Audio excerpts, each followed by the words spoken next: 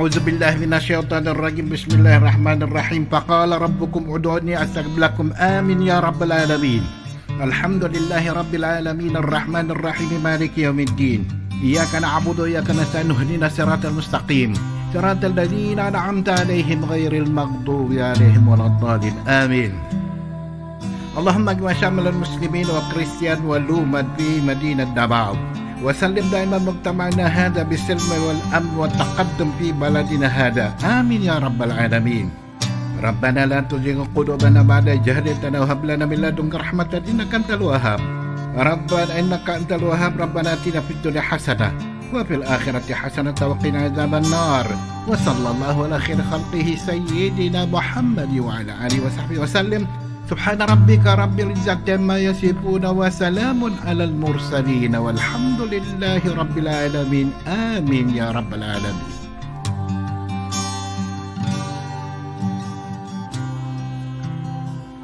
In the name of the Father, Son, and Holy Spirit. Amen. Our most gracious Heavenly Father, we come to you today to praise and worship you and give you thanks for all the things you continue to provide for ourselves and our families. Father, we humbly ask for forgiveness for all the times we have offended you. When we forget to acknowledge your presence in the image of our brothers and sisters, and for moments we fail to be good stewards of the blessings you have given us. Continue to guide and protect each one of us, Lord, that we may always walk in the lights of your everlasting love and mercy. Grant us, Father, with your comfort in times of distress and with your strength in times of weakness. Bestow upon us your unending grace and healing, that we may in turn become instruments of gentleness and compassion to others. We ask all this in the name of your Son, our Lord Jesus Christ, with the prayer and the intercession of our Blessed Mother. Amen. Manama, mawantog ka. Warag po ko ilingkoy ko. O Diyos, kahibulungan ka. Busa ikaw lang ang simbahon ko. Busa ikaw lang ang alagaran ko.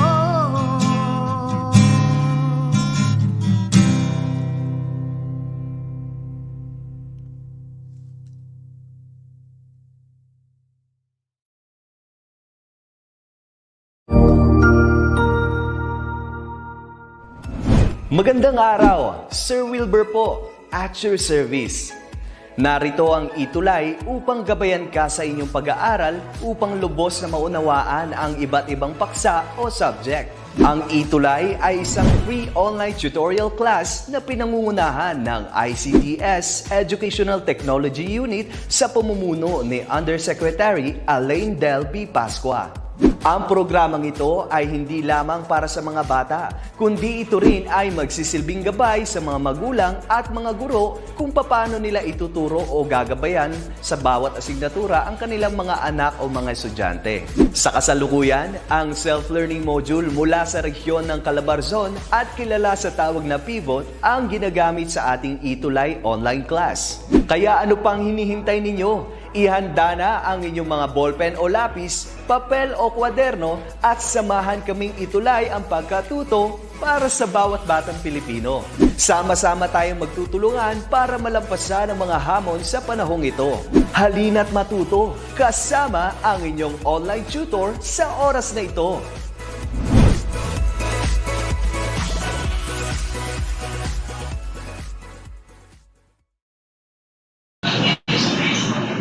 Yes, hello. So magandang umaga po sa lahat ng nakatutok sa atin ngayong araw na to.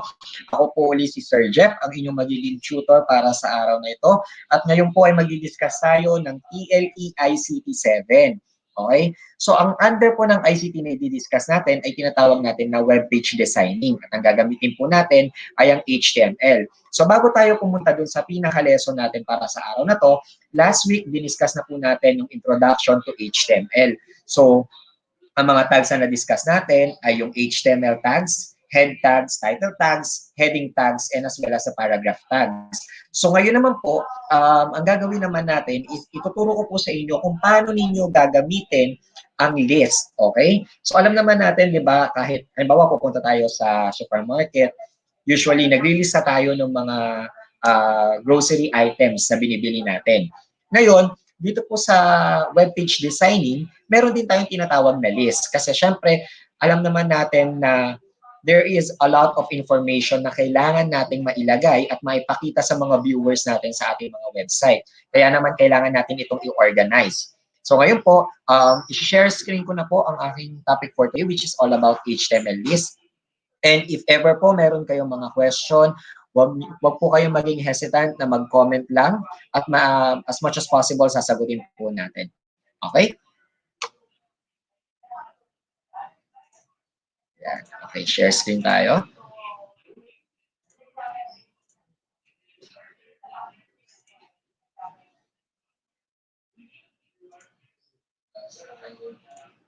Ayan. Okay, so katulad nga po ng sinabi ko kanina, we'll be discussing HTML list, and this is under TLE or Technology and Livelihood Education, Information and Communications Technology for grade 7. Okay? So, yung mga hindi po nakakaalam, ano ba yung HTML? Okay? So, na-discuss natin last week ng HTML. Ito po yung ginagamit natin na language para makagawa po tayo ng mga website.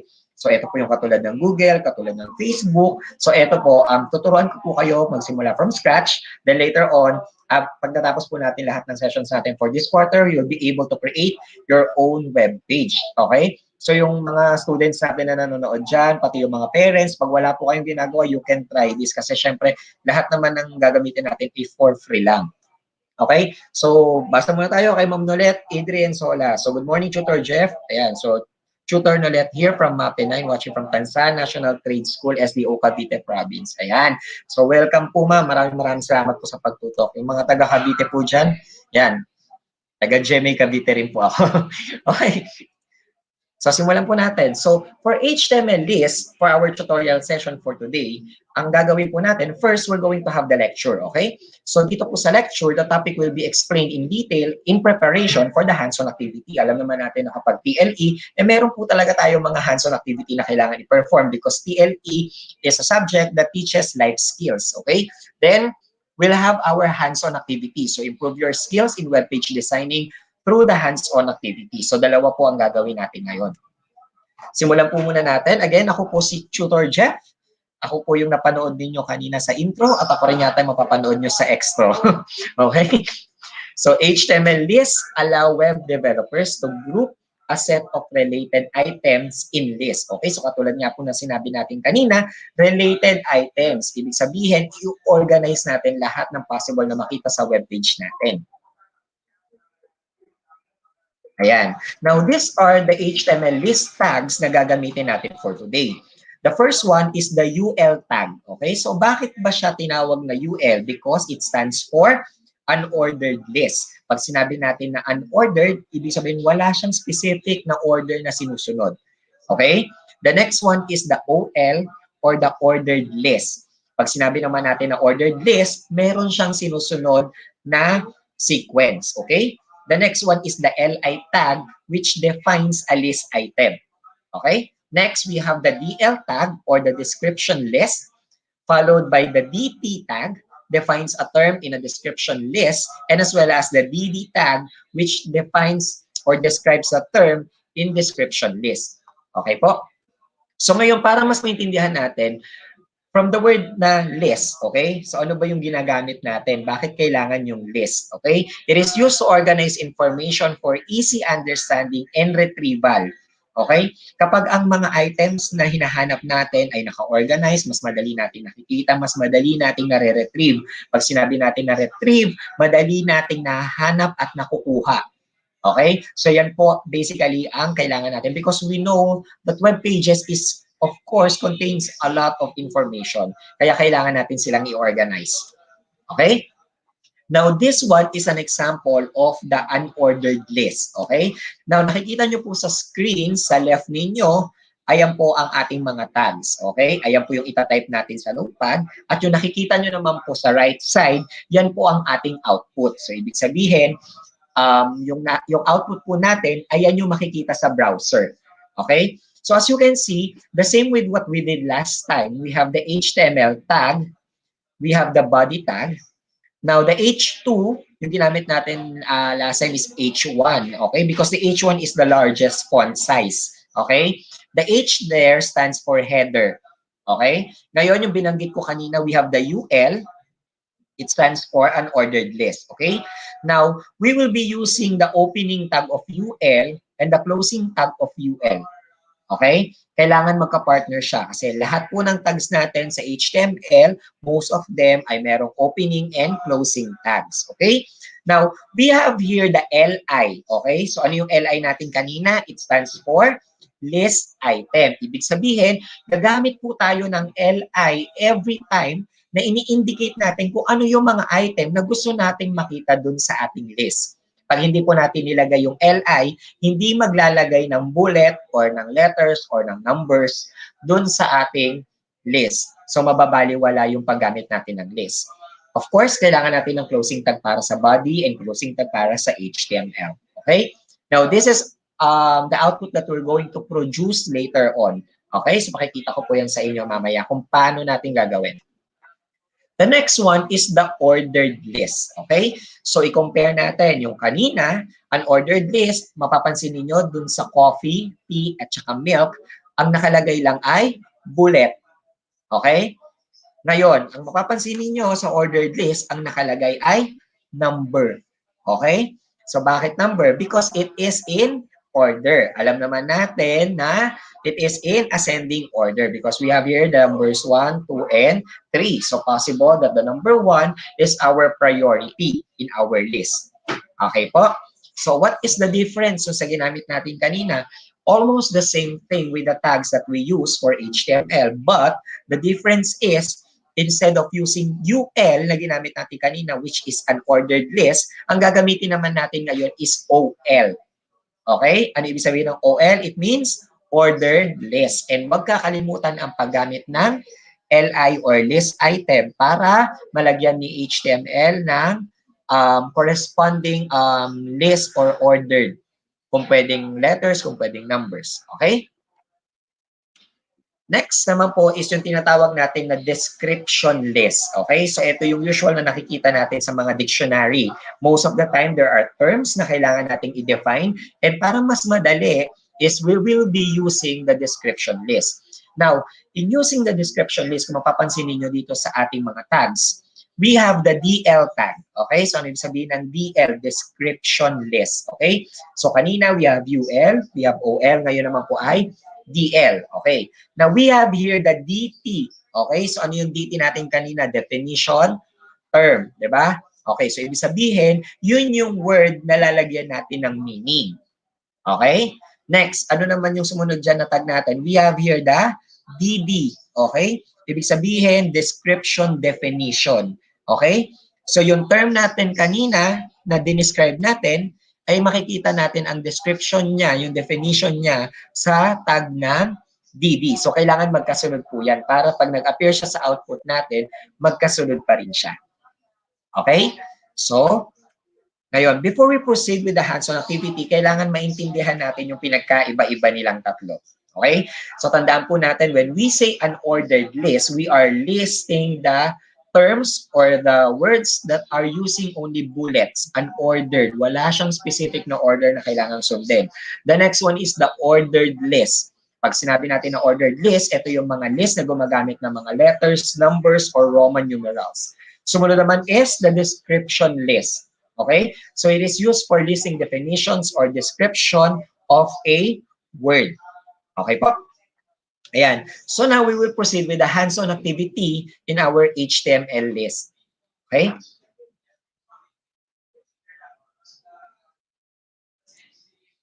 Ayan. So ngayon po, ang ipapakita ko po sa inyo is our notepad. Ayan. Share screen tayo ulit. Up.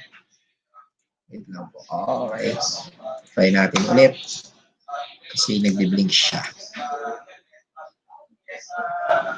Ayan. Okay? Direct patingin ako ng notepad. Full screen ako. Ayan! Ay, bumalik. Ayan, okay. So, as you can see po, ito po yung tinatawag natin na notepad. Okay? Now, yung mga nagtatanong, kailangan ba i-download si notepad? Hindi na po actually. If you have your Windows operating system, automatic may notepad na po kayo dyan. And that is for free. So, you can just search na lang po sa ating search bar, type na lang po dyan notepad, then automatically mag-a-appear na po yan. Now, in our notepad, dito natin ginagawa yung ating mga HTML o yung ating mga web page. Now, we have two kinds of notepad. This one, the generic notepad, and the other one is the notepad++.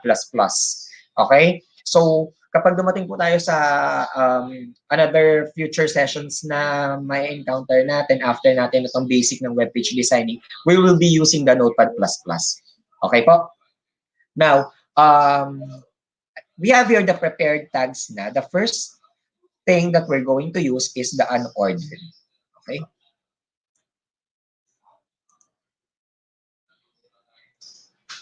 Okay. So, We'll now proceed with our notepad. Okay. So kanina, yung ginawa nating sample, yung pinakita ko sa inyo, na in-explain ko, eto na po ngayon yung tags niyan. Okay? So para mabilis tayo. Okay. So we have HTML, we have the body, H2UL, we have LI for the list item, we have /UL for the unordered list, the /body, and the /HTML. Now, since nakita nyo na yung output kanina, baguhin naman natin ngayon. Okay? Siguro we'll have another kind of drinks. Hindi. Siguro mas masarap kung mga food naman. So, we'll have burgers. So, we have spaghetti. Yan. Okay. Then, we can have fries. Okay. So, ngayon po, if you have your notepad, what you're going to do, you just have to click File, then click Save As. Okay? Ayan. So, makikita po ninyo, mag-a-appear ngayon, you will be redirected to your documents, but I would like you to use your desktop para mas madali po natin makita. Now, in our desktop, we're going to save it kasi kailangan natin i-save in a different format. So, we will be using a different file name. So, unordered. Okay, so we have unordered.html.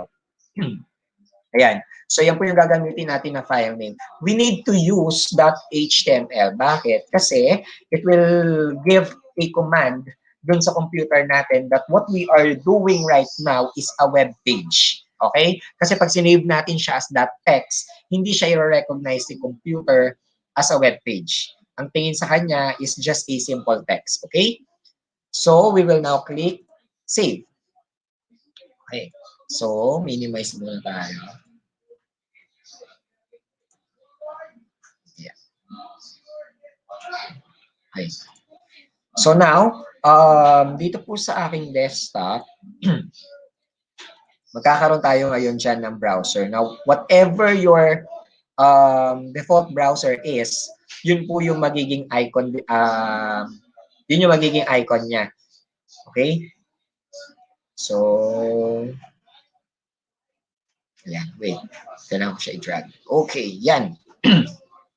So, as you can see, nakalagay dyan an unordered HTML list. Okay?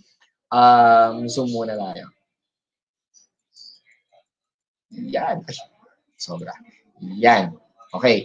So, with this one, an unordered HTML list. So, we have burgers, spaghetti, and fries. So, ito yung tinype natin kanina, di ba?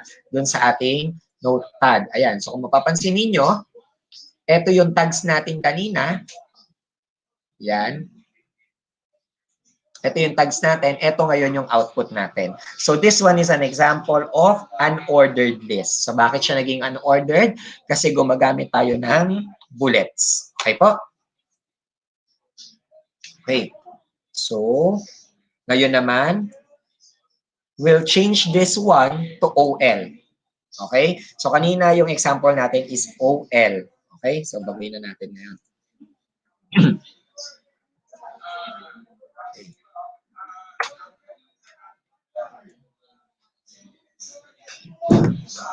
If ever you have questions po, i-post nyo lang po, i-comment nyo lang po, then sasagutin po natin agad-agad. Okay? Yan, okay. So, kita naman yung ginagawa ko. Now, this time, we'll have ordered.html. Ayan. So, desktop pa rin po ang location natin. Ayan. Okay. So, close muna natin. O minimize na lang natin para ma-compare natin. Then, we need to open our... Ayan. Dito na siya. There you are. Okay. So, we have here the ordered HTML list. Ayan. So, kung mapapansin ninyo, yung tags natin for the ordered, anong pinagkaiba kanina? Yung isa UL. Now, this time we are using OL. Okay? So, coffee, tea, and milk. Okay? So, numbers 1, 2, and 3. Ayan. Sige, gawin naman natin itong cheeseburger. Gawin natin itong pansit. Yan. Then, gawin natin tong soda. Ayan. So, click po natin yung file, then just click save. Refresh natin yung output natin, then there you are. Okay? So, nakita niyo we have here cheeseburger, pancit, and soda, and they are arranged in order. Okay? So, meron na siyang numbers 1, 2, and 3. Now, let's have another example for our description list. Okay?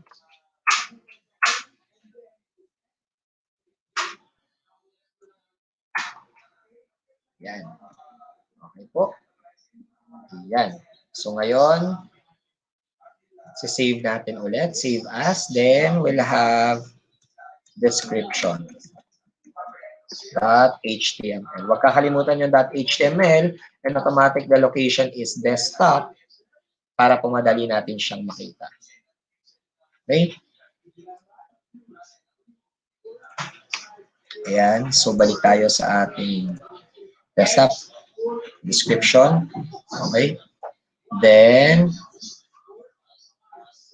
drag natin. Ayan. Okay? Ayan natin para madali nyo pong ma-recognize.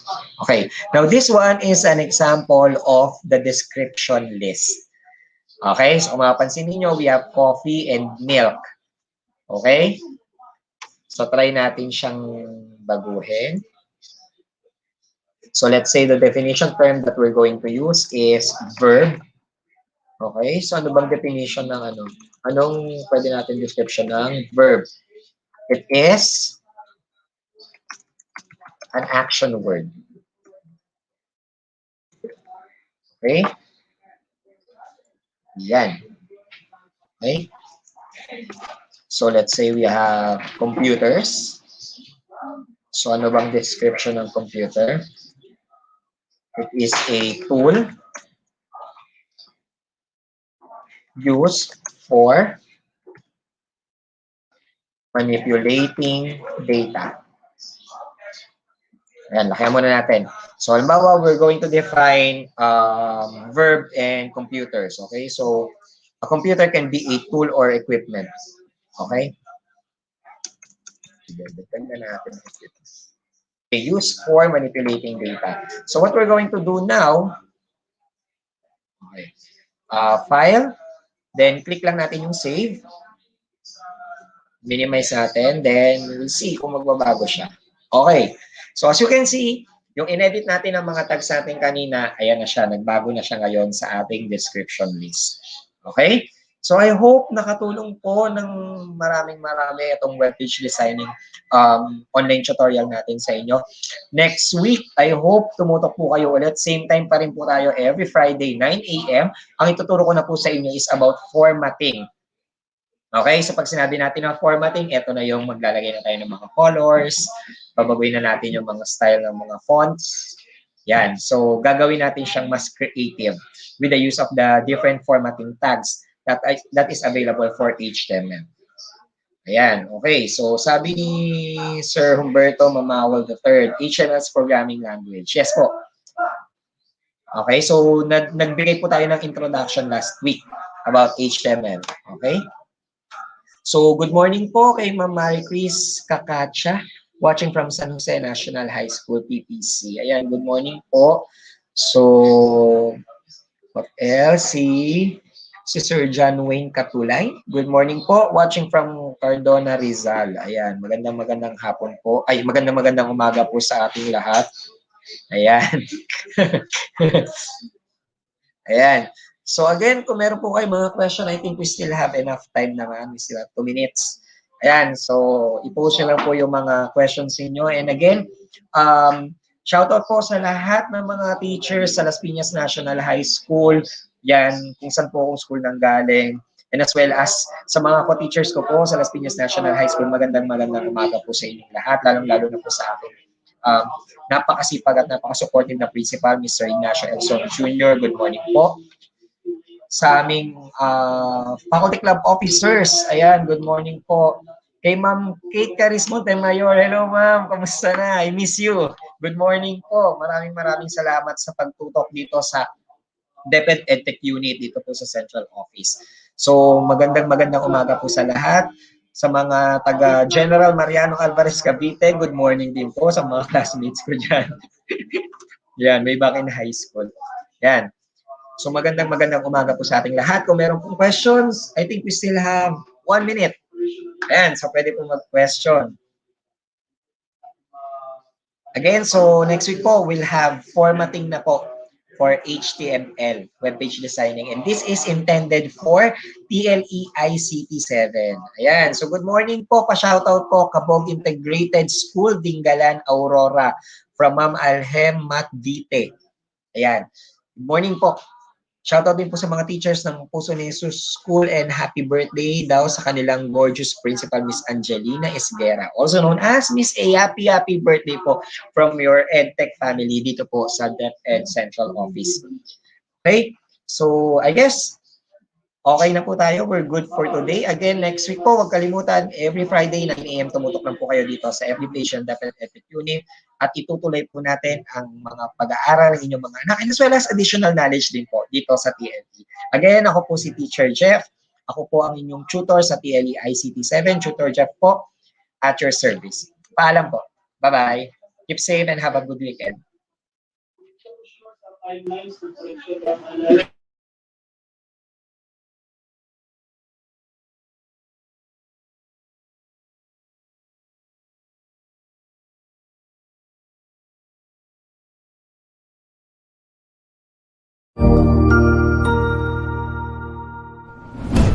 Good day, this is Teacher Rowan. I'll be your guide in exploring Google Apps for education, for teaching and learning. In Google for Education, teachers can connect and collaborate easily while staying on task. It gives teachers the freedom to spend more time personalizing the learning experience and less time managing it. Students can learn essential skills such as 21st century problem solving, which they can use it in their future careers. As such, the accessibility features will also help and assist every learner to do their best work. Google offers different useful applications that we can use to connect education to technology. This will help our teachers as a 21st century educators to innovate and find ways on how to make teaching and learning more exciting, engaging, effective, and flexible to the demands of the society.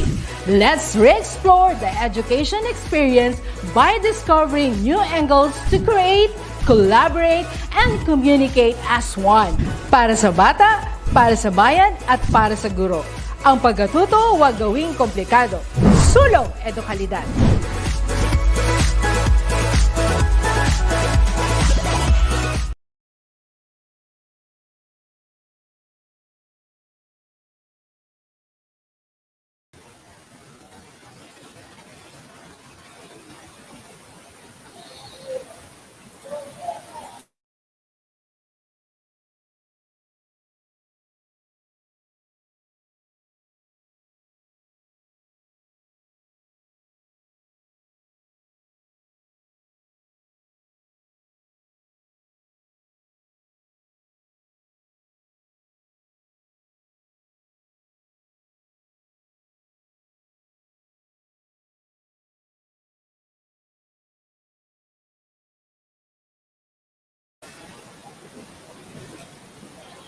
Good morning, grade 8 students from different parts of the Philippines. Good morning also our guardians and parents and teachers also who are watching with us here this very time. Okay, so before we start, let me introduce myself first. Okay, I am your teacher and I'm your TLE buddy for this very time. I'm Teacher Jazz at your service. And I am happy to be here again, okay? And this morning, we're just going to continue what we really talked about last Friday actually, okay? So this is the continuation, and we're going to have more activities, and we're going to answer the remaining activities that we had last week. So before that, let's have a quick and short prayer. Thank you, Lord, for this very time. Thank you for the opportunity that we will we will be learning here again. We ask for your knowledge and for your wisdom. In Jesus' name we pray. Amen and amen. Okay, and let's have our attendance checking. Okay, shout out din po sa mga teachers ng Puso ni Jesus School. Okay, and happy birthday sa aming principal, Miss Angelina Isguera, also known as Miss A. Oh, happy birthday, ma'am! And also good morning sa lahat ng nanonood from Borromeo Brothers Elementary School. Thank you for watching with us this morning. Okay, so without much further ado, let me share my screen first so that we can continue with our discussion. Sharing my screen to you.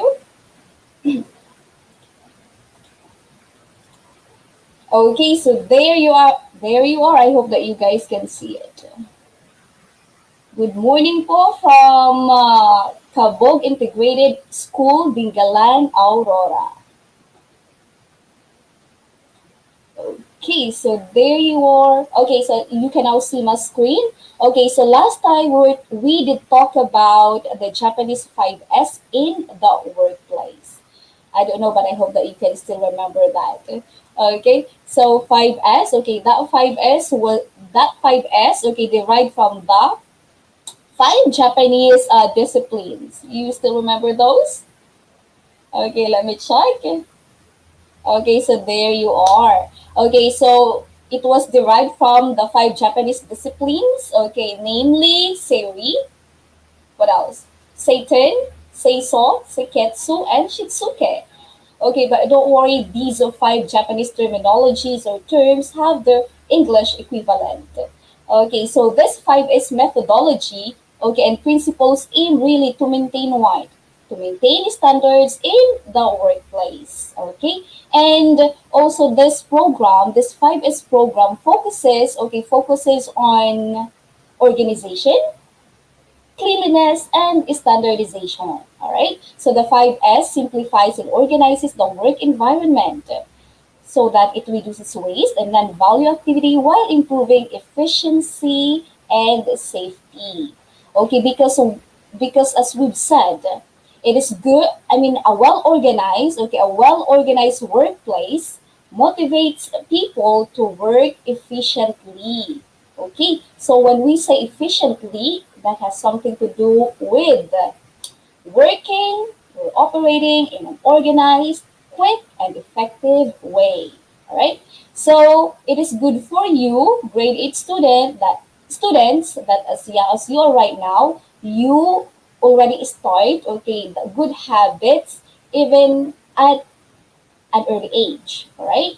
So let's have this one. Okay. So here, below the Japanese 5S and their English equivalent, okay, Seri, we have, when we say Seri, that is sort in English. And we already discussed that. Let's just have a very short review this time before we proceed to our activity. All right, so sort. This one is like remove from the workplace those, or what you do not need, and you just have to keep what you need. Ito yung sinasabi ko sa inyo last time that in order for you to do this, maybe you can ask yourself, do I need this thing, in my workplace? Because if it's not, if you don't need it, then you better throw it away. Or maybe you better keep it. Okay, and you can put aside with red tag. Okay, that is sorting. Okay, and next one we have, what's this one? Let me highlight it. Okay, I can highlight. Okay, there. We have Satan, or in English, it means like set in order or has something to do with orderliness, or neatness.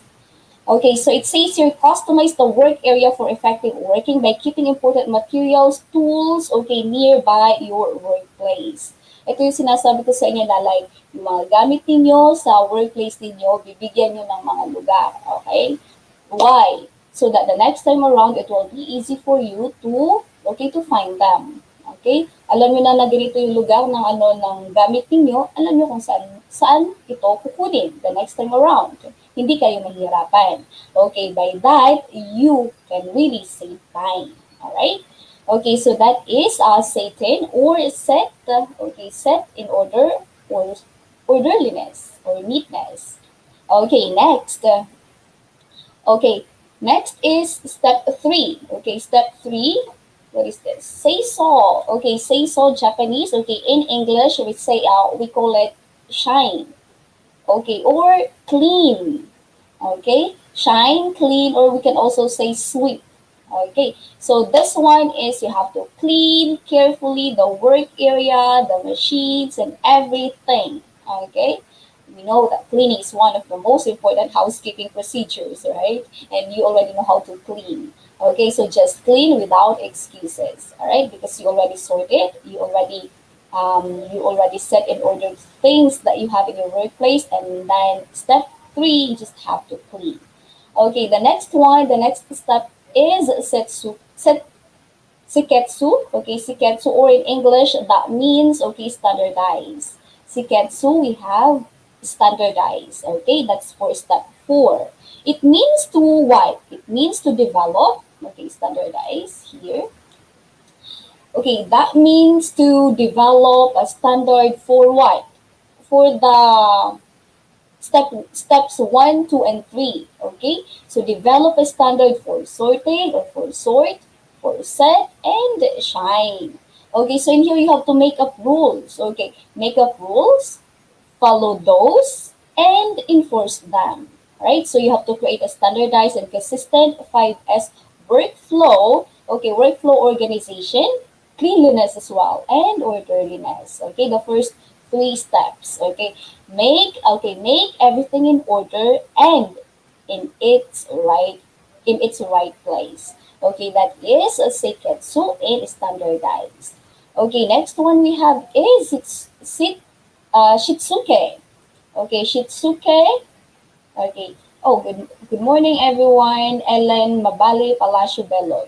Okay, going back. Shitsuke, okay, that means in English, sustain or discipline. Okay, so here, sustain or discipline. What is this shitsuke? Okay, or sustain. This means, okay, to ensure that 5S has a long-term goal, not just a short-term, but a long-term goal. Okay, and give awareness and training to the workers or employees by explaining its significance.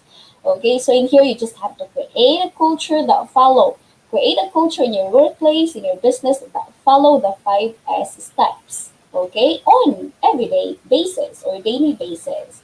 Okay, so that means we have to make 5S, okay, make 5S part of our daily work, and if we do that, it will become our habit. Okay, so again, okay, this is just a continuation of our last time topic. So I guess, okay, we are already ready to answer our activity. Okay, let's have this one. Okay, for activity 1, my grade 8 students, okay, we call it the 5S methodology diagram. Okay, what you're going to do here is for you to refer to the diagram below and identify the steps of 5S methodology. Okay, and choose the correct answer from the choices inside the box where it's here. Let me circle it. There you are. You see it? Okay, so and you have to write your answers in your activity. Okay, activity notebook as well. Also, okay?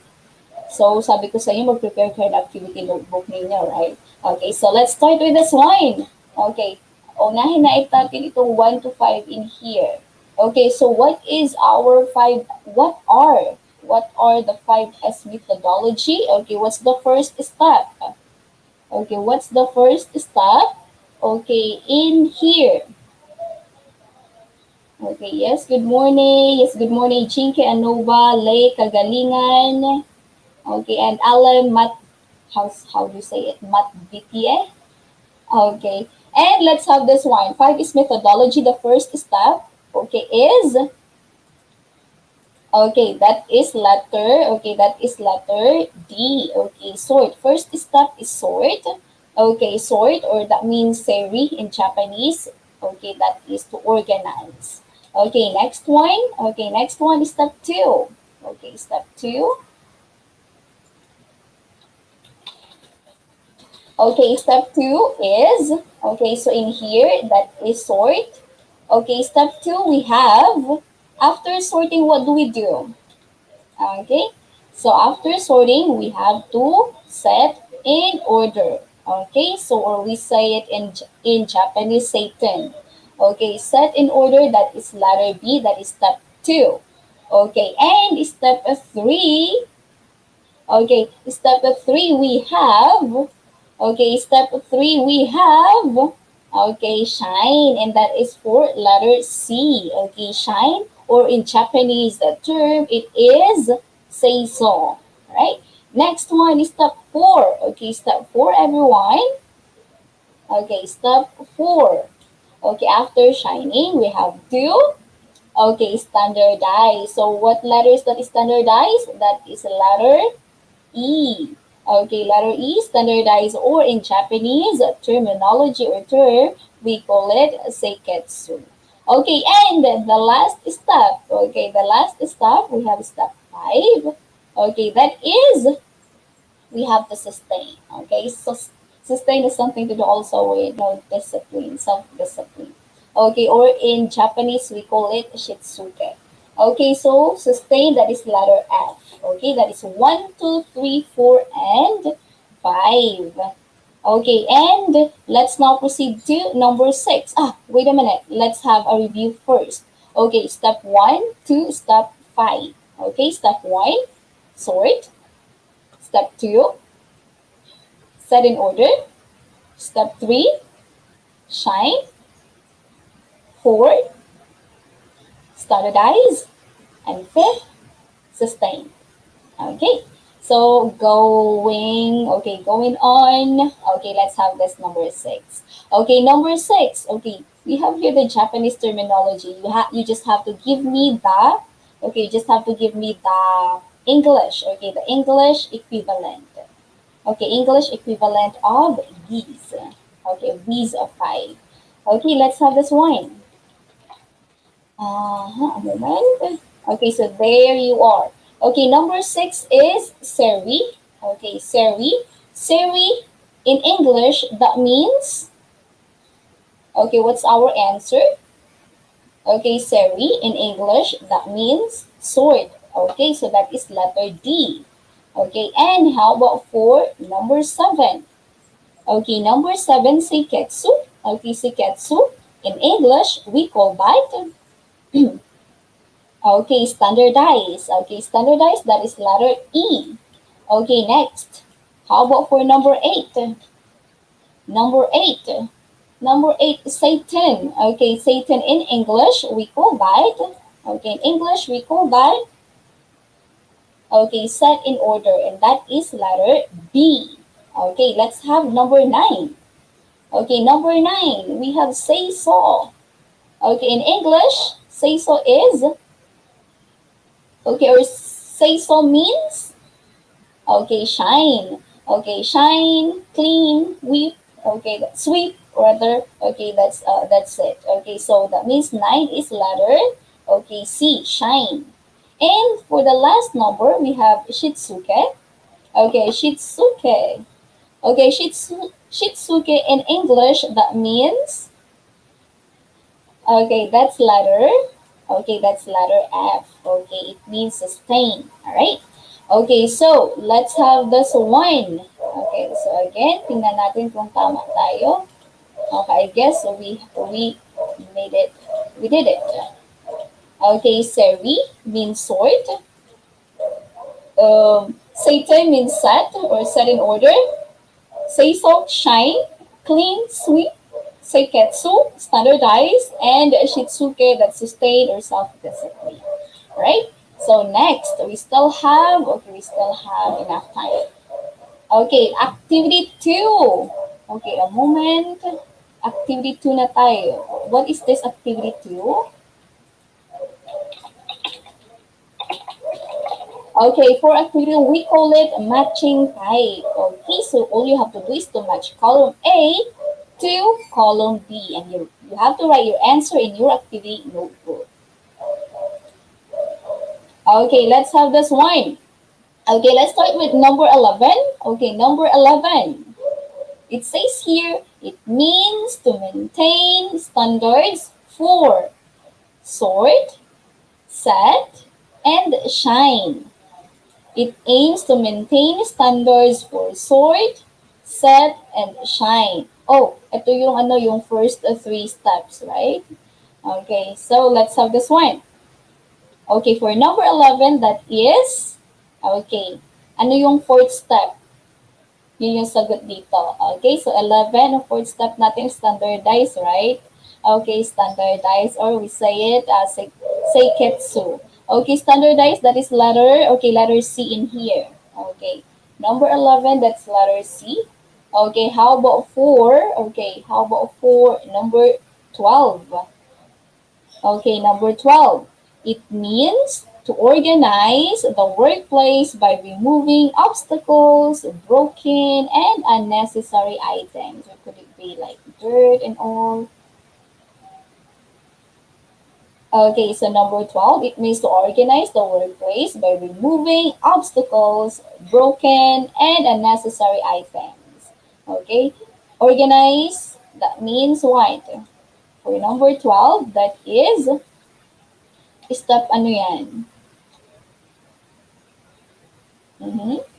Okay, that is sorting. Okay, or sort, that is letter. Okay, that is letter B. Okay, so let me highlight letter B now. Okay, here, letter B, that is the answer for number 12. Okay, next, let's have this one, 13. Oh, it is an act or process of keeping or measuring instrument in a special place while it is not being used. Okay, number 13. Okay, what is this? It is an act or process of keeping, measuring instrument in a special place while it is not in use. Okay, our answer here is letter. Okay, that's letter E. What is that letter E? Okay, that's storage. Okay, so next one. Okay, how about number 14? Okay, number 14. It represents the 5 disciplines. Okay, 5 disciplines or principles to maintain standards in the workplace. Okay, what's that? It represents the 5 disciplines or principles to maintain standards in the workplace. That is number 14. Okay, that is letter A. Okay, 5S. Okay, and we have here number 15. Okay, for our number 15, it means to ensure the 5S is a long-term goal. Oh, nasabi natin yan kanina. Okay? So it means to ensure the 5S as a long-term goal. That is what? Tingnan nga natin. Okay. Oh, good morning. Good morning po, watching from New Canaan Integrated School, Alabel 1, District 1, Division of Sarangani. Good morning, Cindy Rose Sores. Okay, thank you for watching with us at this very time. Okay, going back to our number 15. What's the answer? To ensure the 5S is a long-term goal, this is going to be the, the last step. Okay, that is sustain. Okay, sustain, or we say shitsuke. What letter is sustain here? That is the letter D. Okay, so tapos na natin yung 11 to 15. Okay, now let's have, 16. Okay, 16 now. Okay, here. It is the process of applying oil to the surface of instrument to prevent friction and corrosion. What is this? Okay, applying oil to the surface of instruments to prevent friction and corrosion. That is letter. Okay, that's letter G. Okay, what is letter G? Okay, that's lubricating. That's all right. Okay, oh, good morning, Ralph Anthony Lahoy. Okay, good morning. Okay, next one. Okay, number 17. Okay, we're finished with number 16. Let's proceed to 17. It is done, okay, it is done to find and eliminate the dirt, okay, the stain, or what? Or grease on measuring instruments and work area. What is that? Mhm. Okay, so for number 17, that is, okay, letter F. Okay, what is in letter F? That's cleaning. Okay, that's all right. Okay, so number 17, okay, that is cleaning. Okay, let me highlight letter F. Okay, and let's have number 18. Okay, number 18. Okay, this one is how do you say it? Proper connection. Okay, proper connection of voltmeter to the load or circuit when measuring voltage. Okay, what's your answer for number 18? Proper connection of voltmeter to the load or circuit when measuring voltage. Okay, for number 18, that is letter, okay, that's letter K. Okay, in parallel with the load. And for number 19, let's have number 19 here. Proper connection of ohm meter to the component when measuring resistance. Number 19 is, okay, that's across the load without voltage. That's letter J. And for the last number, okay, we have proper connection of milliammeter when measuring current. That is, okay, in series with the circuit. Okay, so that is so right. Okay, and we're finished with 11 to 20 right now. Okay, so let's have this one. Okay, list down the Japanese 5S in the workplace. What are those Japanese 5S in the workplace again? My grade 8 students. Okay. So the 5S, the Japanese 5S in the workplace, we have, okay, you always remember this, okay? So here, okay, Seri, Satan, Seiso, Seiketsu, and Shitsuke. Or in English equivalent, we say, step one, the first step is to sort, okay, set order, shine or clean, or we can say sweep, standardize, and the last one, self-discipline, or we can say the sustain. Okay, we can say sustain. Okay, those are the the Japanese 5S in the workplace. Okay, so please remember this one. You can screenshot this. Okay, if you need. Actually, this is like a summary. Okay, summary of what we were learning. Okay, this time and a while ago.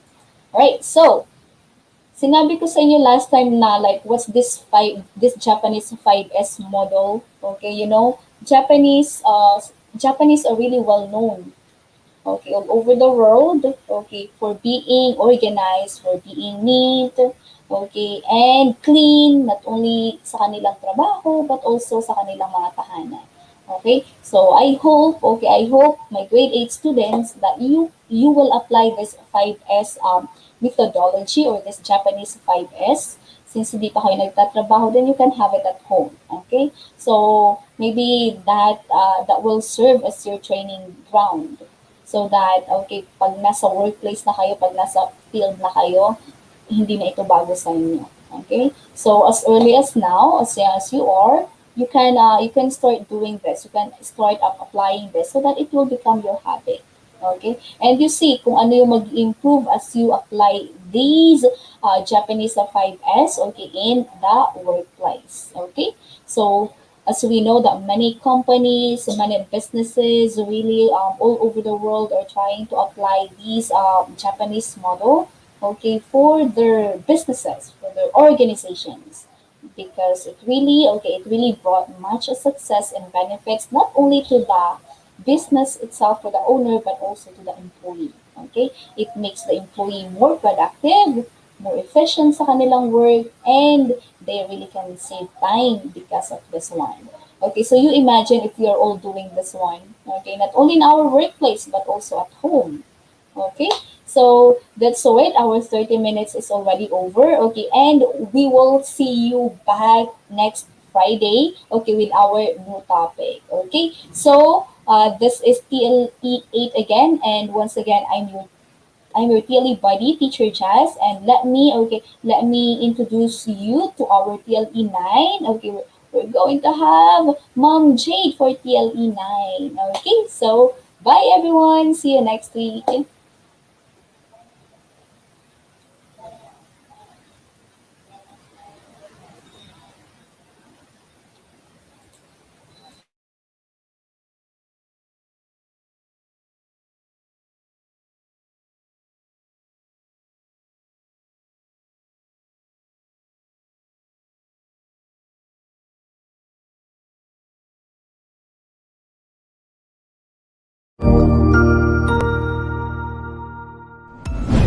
Sigurado ako na marami ka na namang natutuhan sa ating ETULay tutorial session ngayong araw. Tandaan, ito ay hindi lamang para sa ating mga mag-aaral, kundi pati rin sa ating mga minamahal na guro at mga magulang na kaagapay natin para maituloy ang pagkatuto sa kabila ng nararanasang pandemya. Patuloy ding sumubaybay sa DepEd TV para sa mga araling ginawang video episodes. Mapapanood ito mula Lunes hanggang Sabado, alas 7 ng umaga hanggang alas 7 ng gabi sa inyong mga telebisyon. Abangan sa Lunes mula 1:00 ng tanghali ang iba pang aralin sa ating ETULay free online tutorial session sa Science. I-like and subscribe at manatiling nakasubaybay sa ating ETULay tutorial session sa DepEd EdTech Unit FB page at Educational Technology Unit channel sa YouTube at sa DepEd Tayo at DepEd Philippines social media accounts. Paalam!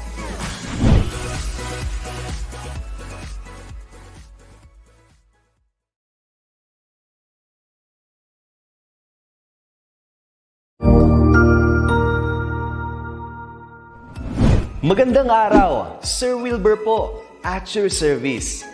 Narito ang ETULay upang gabayan ka sa inyong pag-aaral upang lubos na maunawaan ang iba't ibang paksa o subject.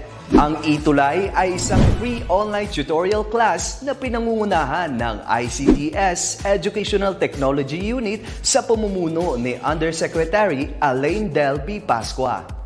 Ang programang ito ay hindi lamang para sa mga bata, kundi ito rin ay magsisilbing gabay sa mga magulang at mga guro kung paano nila ituturo o gagabayan sa bawat asignatura ang kanilang mga anak o mga estudyante. Sa kasalukuyan, ang self-learning module mula sa rehiyon ng Calabarzon at kilala sa tawag na pivot ang ginagamit sa ating ETULay online class. Kaya ano pang hinihintay ninyo? Ihanda na ang inyong mga ballpen o lapis, papel o kwaderno at samahan kaming itulay ang pagkatuto para sa bawat batang Pilipino. Sama-sama tayong magtutulungan para malampasan ang mga hamon sa panahong ito. Halina't matuto kasama ang inyong online tutor sa oras na ito.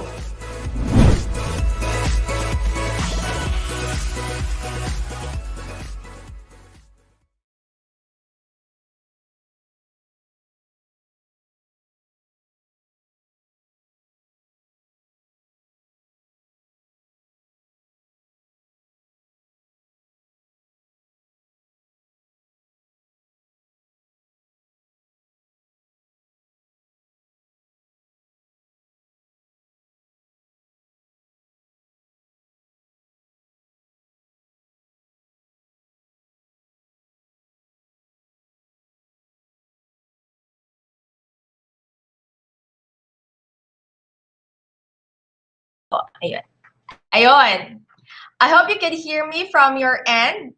I am teacher Jade April from Davao City, and we are going to talk about TLE 9. Okay, so I'm going to show my screen.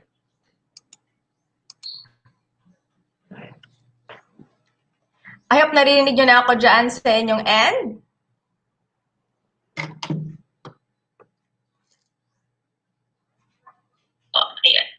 Ayun. I hope you can hear me from your end. I am teacher Jade April. And let's start. Wait lang ha.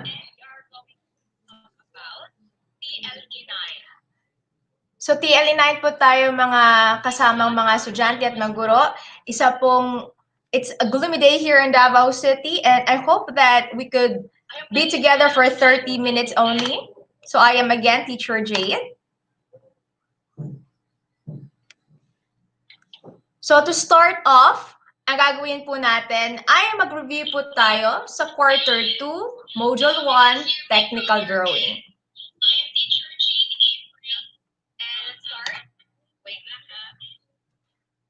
So let's start, mag-review tayo. So in the previous airing natin, ito po ang pinag-usapan natin. Nag-usap po tayo about technical drawing. Naalala niyo pa ba ang ating wiring diagram? Then, meron tayong block diagram. Ang lahat ng papakita natin ay, ito po ay samples ng ating technical drawing na napag-usapan po natin last airing po natin. Next, ito din ang iba-ibang klaseng technical drawings na kailangan po nating matutunan sa ating EPAS or Electronics Products and Assembly Servicing. Sample tayo ng pictorial diagram. Then we have flow chart. Review lang tayo ha, para maalala nyo. This is layout plan. Katulad sa bahay, may layout tayo. Bago mabuo ang mga bahay at buildings, may layout po tayo. Then we have technical drawing for location plan. For example, may mapa kayo, you're going to a museum or nasa hotel kayo, importante po yung location plan para malalaman po natin kung saan pong exit, entrance, or fire exit in case po magkaroon tayo ng problema when we are in a hotel, in a museum, or in a certain establishment. Now, that's a very short review. Let's go directly to our topic, which is Quarter 2, Module 2, Interpret Technical Drawing. So under sa ating EPAS or Electronics Products Assembly, we have to know the different kinds of schematic symbols. And now, let's start. So kailangan sagutan natin ito ha. Titingnan ko dito sa aking kabilang screen kung ano ang sagot ninyo. And before I will read the question that you can see in my screen, I want to say hi to Gian. Watching from Davao City, siya po ay aking estudyante from grade 9 Banahaw. Hello, Gian. So let's start. So number 1 question, what type of capacitor provides a fixed amount of capacitance? Kahit sino sa inyo dyan nanonood, pwedeng sumagot. Ano kaya? Is it A, fixed capacitor? Is it B, variable capacitor? Is it C, polarized capacitor? Or is it D, trimmer capacitor? 5 seconds lang. And now, let's start. Ayun. Our answer is a fixed capacitor. So, meron tayo ditong keyword na fixed amount. Okay, so fixed the word. So, a fixed capacitor has a fixed amount of charge. Ibig sabihin, the unit system for capacitor is called microfarad. Pag sasabihin natin 10 microfarads lang, fixed amount ng capacitance, hindi bumababa ang charge ng ating capacitor. Let's go forward. Okay, so a fixed capacitor is a type of capacitor that provides a fixed amount of capacitance. Ito po, sa gilid niya, ito po ang kanyang, ayan, gawa tayo ng laser pointer ha, gamit tayo. So ito ang kanyang symbol of a fixed capacitor. Ito din ang samples ng ating capacitor. Sa module nyo, baka nagtataka kayo, ito ang itsura ng sample ng ating capacitor sa module ninyo. However, a fixed capacitor can be any of this. Okay? So ito siya, ang tawag dito ay ceramic capacitor. Okay? Pero ito namang mga ganitong capacitors, yung parang balde, nakikita natin ito sa mga boards ng ating TV boards or circuit boards, except sa cellphone, maliliit na yan sila. So ito sila ang tawag ay capacitors din. But the capacitors that you see here, they could be fixed capacitors. Moving forward, let's go to number 2. So tingnan natin, tingnan ko dito. Oh, sumagot si Gian kanina. A daw ang sagot. Very good, Gian. Let's have number 2. Sige ha, basahin ko, sagutan nyo na. What electronic component allows current to flow in one direction only? Is it A, thermistor? Is it B, transistor? Is it C, diode? Is it D, Zener diode? 5 seconds na. Isip. So, tingnan natin na. Sana aking mga students, no? Nag-attendance pala si ma'am para sa aking mga students from grade 9 Victoria, Canlaon, Kitanglad, grade 9 Banahaw, at grade 9 Diwata. Saan po kayo? Ang sagot natin ay C, diode. So ano ba ang diode?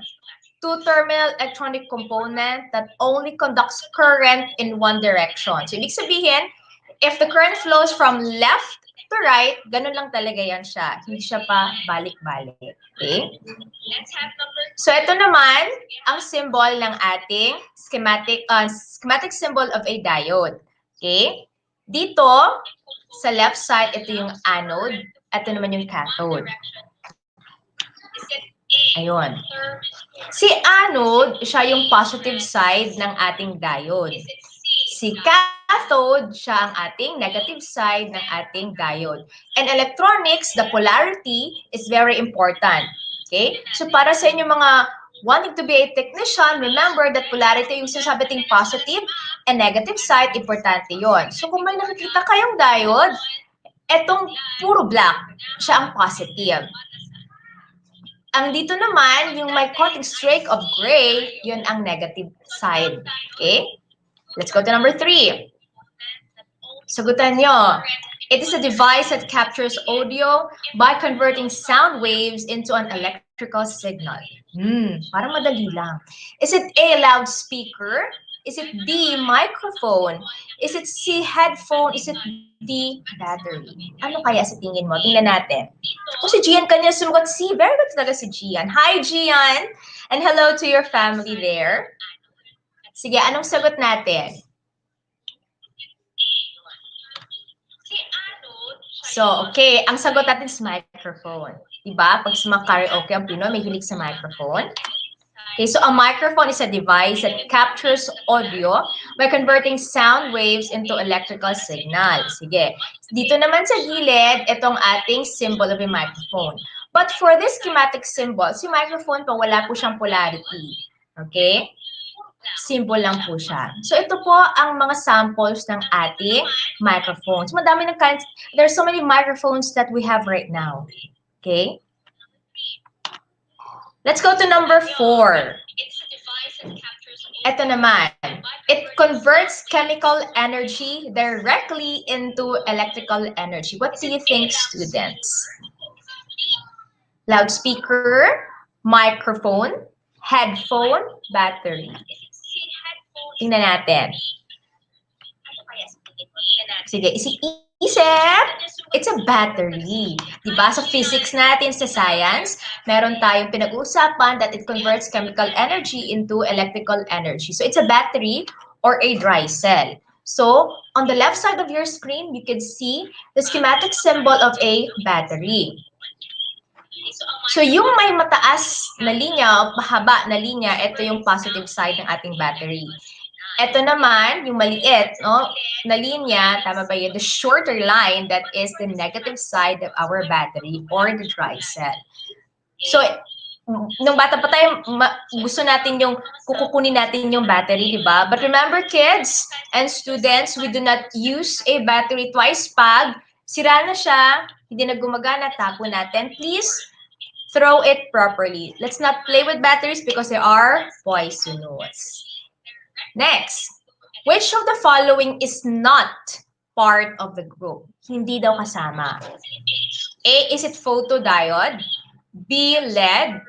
C, transistor? Or D, Zener diode? Saan dyan ang hindi kasama? Transistor. Balik tayo, ha?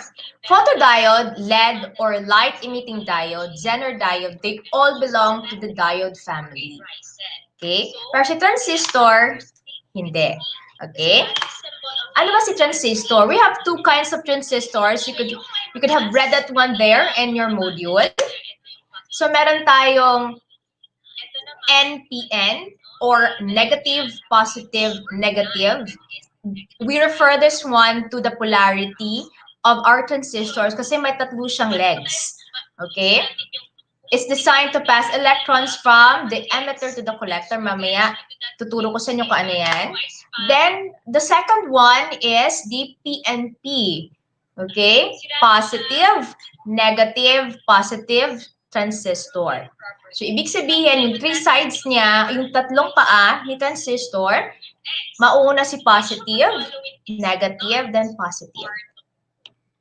Next slide tayo. So, dito nakikita nyo, ito ang samples ng ating transistors. So, in electronics, transistors all components comes in different sizes, shapes, and figures. So, paiba-iba. Okay? Ayun. Alright. So, ito, transistor din yan siya. Saan nyo ba nakikita yan? Minsan sa speakers, meron yan siya. So, ito, transistor yung may tatlong mga paa. So, when I remember, no, I love soldering transistors. May mga maliliit. Ang ating mga cellphones at digital devices, may transistor po yan sila. Pero maliliit. Okay? Mga ganing katulad ng ganito. So, saan ba nakikita si transistors? Ating TV, kung CRT man siya meron. Ang ating mga laptops, meron din yan siya. Ang ating computer desktop o yung tinatawag nating system unit, meron din yan sila mga transistors. So, sa two kinds of transistors natin, remember may PNP tayo, yung positive, negative, positive na transistor. Okay? So, ganito yon. Ang kaibahan lang ng ating transistor sa kanilang schematic symbol ay ganito. Kasi nakita nyo sa module, parang makatulad lang sila. Dito tayo ngayon kay PNP or positive, negative, positive. Dito, si emitter, yung letter E, ang kanyang arrow ay papasok. Okay? Going in. Ang arrow ni emitter. Alright? So, going in siya. Alright? Now, let's go to NPN. Ito naman si NPN, ito ang kanyang schematic symbol. Sa emitter tayo ha, kasi si emitter lang yung may arrow. So si emitter, ang kanyang arrow is going out. Okay? So pataas ang schematic symbol, ang arrow ng schematic symbol ni NPN. Alright? Ngayon, we have the emitter, base, and collector. Ang ating transistors, they have 3 legs. O kahit wala siyang 3 legs, hindi nakikita yung tatlo niyang mga legs niya. Okay? Lahat ng transistor, meron siyang emitter, base, and collector. So, ano ba si emitter? Okay, emitter, dito tayo, supplies electrical charge. So, pag nakalagay yan siya sa ating circuit board, kung anong current na nandun sa circuit board from the supply, okay, papasok siya kay emitter. Dadaan siya kay base. Tapos pupunta siya kay collector. Kaya collector kasi siya ang nagko-collect ng lahat ng electricity na nandoon sa circuit board o kung ano lang kailangan ng ating transistor. However, si collector din ang nagre-release ng mga energy o mga charges na hindi na kailangan ng device para hindi siya mag-overheat. So katulad din sa totoong buhay, pag masyado ng madaming energy ang nahagap mo, i-release mo yan. O diba? Para hindi ka ma-stress. So katulad din tayo sa electronics, okay? If not needed energy, release it. Ganon si collector. Siya nagko-collect ng energy, pero siya din ang nagre-release. Katulad sa ating mga tao. Alright. Now let's move forward. Dito naman tayo ha. Sagutan nyo. Pagkatapos, or sagutan nyo mentally. So, dito tayo sa what's new. Ang galing-galing ni Gian. Gian, tawagin mo yung makaklase mo. Hi, Gian. Sumasagot si Gian, no? I love you, Gian. Gian is one of my students who are in the top list. Alright. So, let's go to number 1. Even though you're not part of my class, sige daw, anong symbol ito? Nakikita natin ito, di ba? Minsan nga, Iba nga hindi na-follow. Sige, recycle. So these are international symbols or signs and symbols that you can find anywhere. At para sa akin bilang guro, importante po ito na matutunan nating mga estudyante para kung pupunta man sila soon at matatapos ang pandemyang ito and we can travel. Okay? Pag nakita natin itong ganitong symbol, alam natin na this is for recycling. So this bin is for recycling. How about this? Ito, alam natin itong lahat. Okay, pag hindi mo ito alam ito, nako. Okay, it's a Wi-Fi signal. Pag hindi full bars yan, lagot. Let's go to number 3. Ito. Okay? So, kakatapos lang po ng ating kahapon, no? Wednesday. It was Ash Wednesday para po sa ating mga kapatid na Katoliko. Nag-Ash Wednesday po tayo. So, we're going to follow almost na po start po of the Lenten season. Sige, ano ito? Christianity. Alright, no? Even if some of us are not Catholic, some of us are Christians or Muslims, it's good that we have religion to follow. Diba? It keeps us grounded. Sige, next. Okay, number 4. Ano ito? Alam natin itong lahat. Familiar tayo dito. Okay?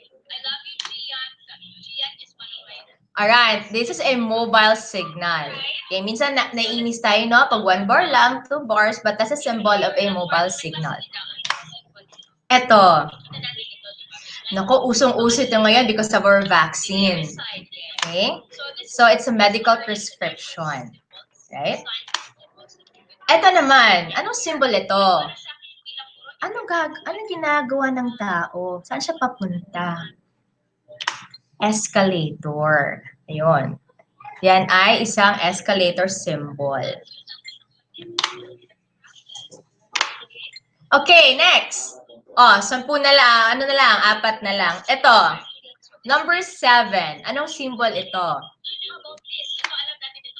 So, USB or Universal Service Bus. I hope you can see this one. Titingnan, makakita niyo ba? Ayan, ito, di ba? I hope you can see it there. This one, ito, flash drive talaga yung tawag nito. Okay? But in layman's term, we call it USB. Later, I think mapapag-usapan yan sa CSS natin with Sir Marco. Okay? So, yung USB, yun yung port. Nasa ating laptop, nasa computer. Ito nang binibitbit natin, yung flash drive. Nakikita ba? Ayun, parang feeling si Ma'am. Sige, let's go to number 8, Bluetooth. Minsan nasasabi sa Bluetooth, your Bluetooth device is ready to pair. Diba? Saya-saya. Let's go to number 9. Female. Para sa inyo itong mga kabaihan. The symbol of feminism, the female. Alright? Diba? Ito naman, symbol for a male. Sana nasagutan nyo, mga estudyante ko. Alam ko, nagsumagot kayo nito at nagsabit kayo ng yellow paper sa akin at magic paper. But I hope you got it correctly. And last 5 minutes, let's move forward. Sige. What you can see now is called a schematic diagram. When I was a student back there, back in University of Southern Philippines. Hello po sa aking mga professors dyan sa USEP, Barrio Obrero Campus. Minemorize namin ito. Okay? Minsan masakit sa ulo, pero wala tayong magawa. So, let us name the symbols that we can see in the schematic diagram. Okay? So, tingnan natin kung ano sila. Let's start with number 1, number 2, and saan ba si number 3? Ayun, number 3. Sige. So, this is number 1. Ano kaya ito? So, that's a schematic symbol of a polarized capacitor. Okay, so may polarity siya, right? Dapat hanggang dito lang siya. Kasi ito dito, ground niyan siya. Or grounded, no? Okay, so kailangan, in circle na ito, kailangan dito lang siya dapat. Sige. Next tayo, number 2. Ito, it's air core inductor. Okay, so ito sila usually, pag mga conductors, they're the one that conducts electricity. Yung nakalagay sa coil or magnetic coil. Okay? Number 3, these are fixed resistors. Right? Yan ang masyadong madaming pero okay lang, tama naman din yan. Okay, these are fixed resistors. Symbol of a fixed resistor. So let's go to 4, 5, and 6. Okay? Dito, number 4, number 5, and 6. Sige, tingnan natin ha. Yan. O, diba? Transistor, PNP, or positive, negative, positive. So, tingnan nyo. So, si PNP, ang arrow niya is going out. Diba? How about ito? Number 5. Ito, sige, may sagot yan. Magnetic core transformer. Ito, para mga waves dito, these are what we call the coil, yung magnetic coil. Etong linya sa gitna, yung dalawa, ito yung magnet. Diba? So, electricity is being transferred from one coil to another because of magnetic flux. Physics and science na yon, alright? Diba? So, with the use of magnets, we can generate electricity, of course, with the use of magnetic coils. Right? Number 6, we have the variable capacitor, symbol ng variable capacitor. So, ganyan talaga sa electronics, my dear students. There are so many things to remember, but I love electronics even if I'm a woman. This proves to show that electronics can be done by girls like you, women like us. Marami na din IT at magagaling na mga babae in the field of electronics and in the industry. Di ba po? Okay, let's move on to our last 4. Dito tayo sa number 7. Okay. So, parang siya mukhang resistor pero may arrow. Okay? So, ano kaya yan? That is a potentiometer. So, potentiometers, in real life, para siyang volume. Okay, yung iniikot-ikot natin. So, mga millennials pa ako. Sige, isama niyo ko sa millennials. Alright?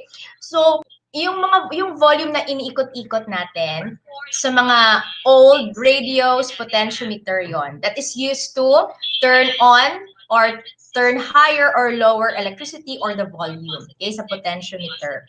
Let's go to number 8, ground. Okay, so kahit sa electronics and electricity, we need to stay grounded para hindi you will not get electrocuted. In real life also, my dear students, it's very important that human as we are, though we are successful, we need to stay grounded. Diba? Katulad din sa electronics. Stay grounded, folks. Let's go to number 9. Dito tayo. Diode. Okay? Dito naman tayo sa last, number 10. Antenna. Antenne, diba? So ngayon, pag nasa bundok ka, antena lang, but just the tip, no? It's also nice that we have mga analog devices at home. In case that electricity will run out, hindi naman talaga mag-run out, no? But in case that we have some power interruptions or magugunaw na ba yung mundo? Hindi, no? But analog devices can also help, right? Ayun! Tapos na po tayo sa ating madaliang tutorial sa TLE 9 Electronics Products Assembly and Servicing. Daghang salamat sa ako mga estudyante at daghang salamat DepEd Edtech Unit. Magkita-kita po tayo ulit sa February 26, 2020. At susunod po at pag-usapan din natin ang ICT CSS kasama po si Teacher Marco. Maraming salamat po. Sigurado ako na marami ka na namang natutuhan sa ating ETULay tutorial session ngayong araw. Tandaan, ito ay hindi lamang para sa ating mga mag-aaral, kundi pati rin sa ating mga minamahal na guro at mga magulang na kaagapay natin para maituloy ang pagkatuto sa kabila ng nararanasang pandemya. Patuloy ding sumubaybay sa DepEd TV para sa mga araling ginawang video episodes. Mapapanood ito mula Lunes hanggang Sabado, alas 7 ng umaga hanggang alas 7 ng gabi sa inyong mga telebisyon. Abangan sa Lunes mula 1:00 ng tanghali ang iba pang aralin sa ating ETULay free online tutorial session sa Science. I-like and subscribe at manatiling nakasubaybay sa ating ETULay tutorial session sa DepEd EdTech Unit FB page at Educational Technology Unit channel sa YouTube at sa DepEd Tayo at DepEd Philippines social media accounts. Paalam!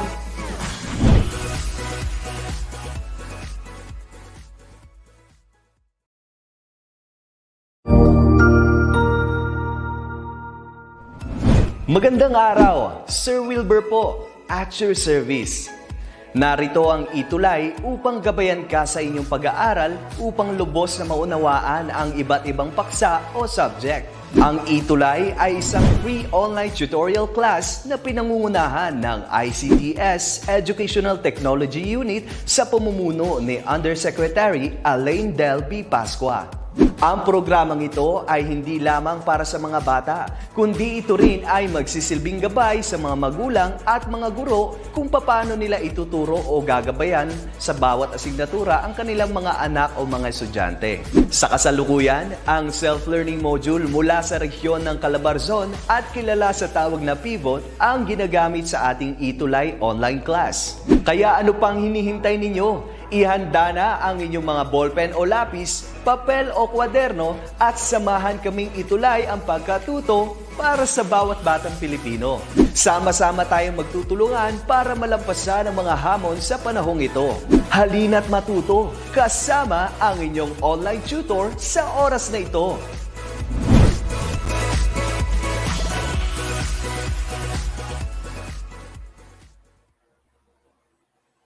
Thank you so much, Ma'am Jade. I learned a lot from your lesson po a while ago.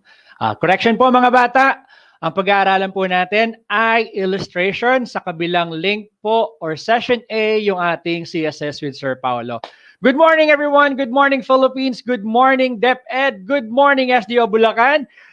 Once again, nagkita-kita na naman tayo sa isang makabuluhang araw. It's fun Friday and I hope hindi pa kayo excited para magsabado. Meron pa tayo isang buong araw para matuto. Ngayon, ano nga ba ang mga pinag-aralan natin noong nakaraang linggo?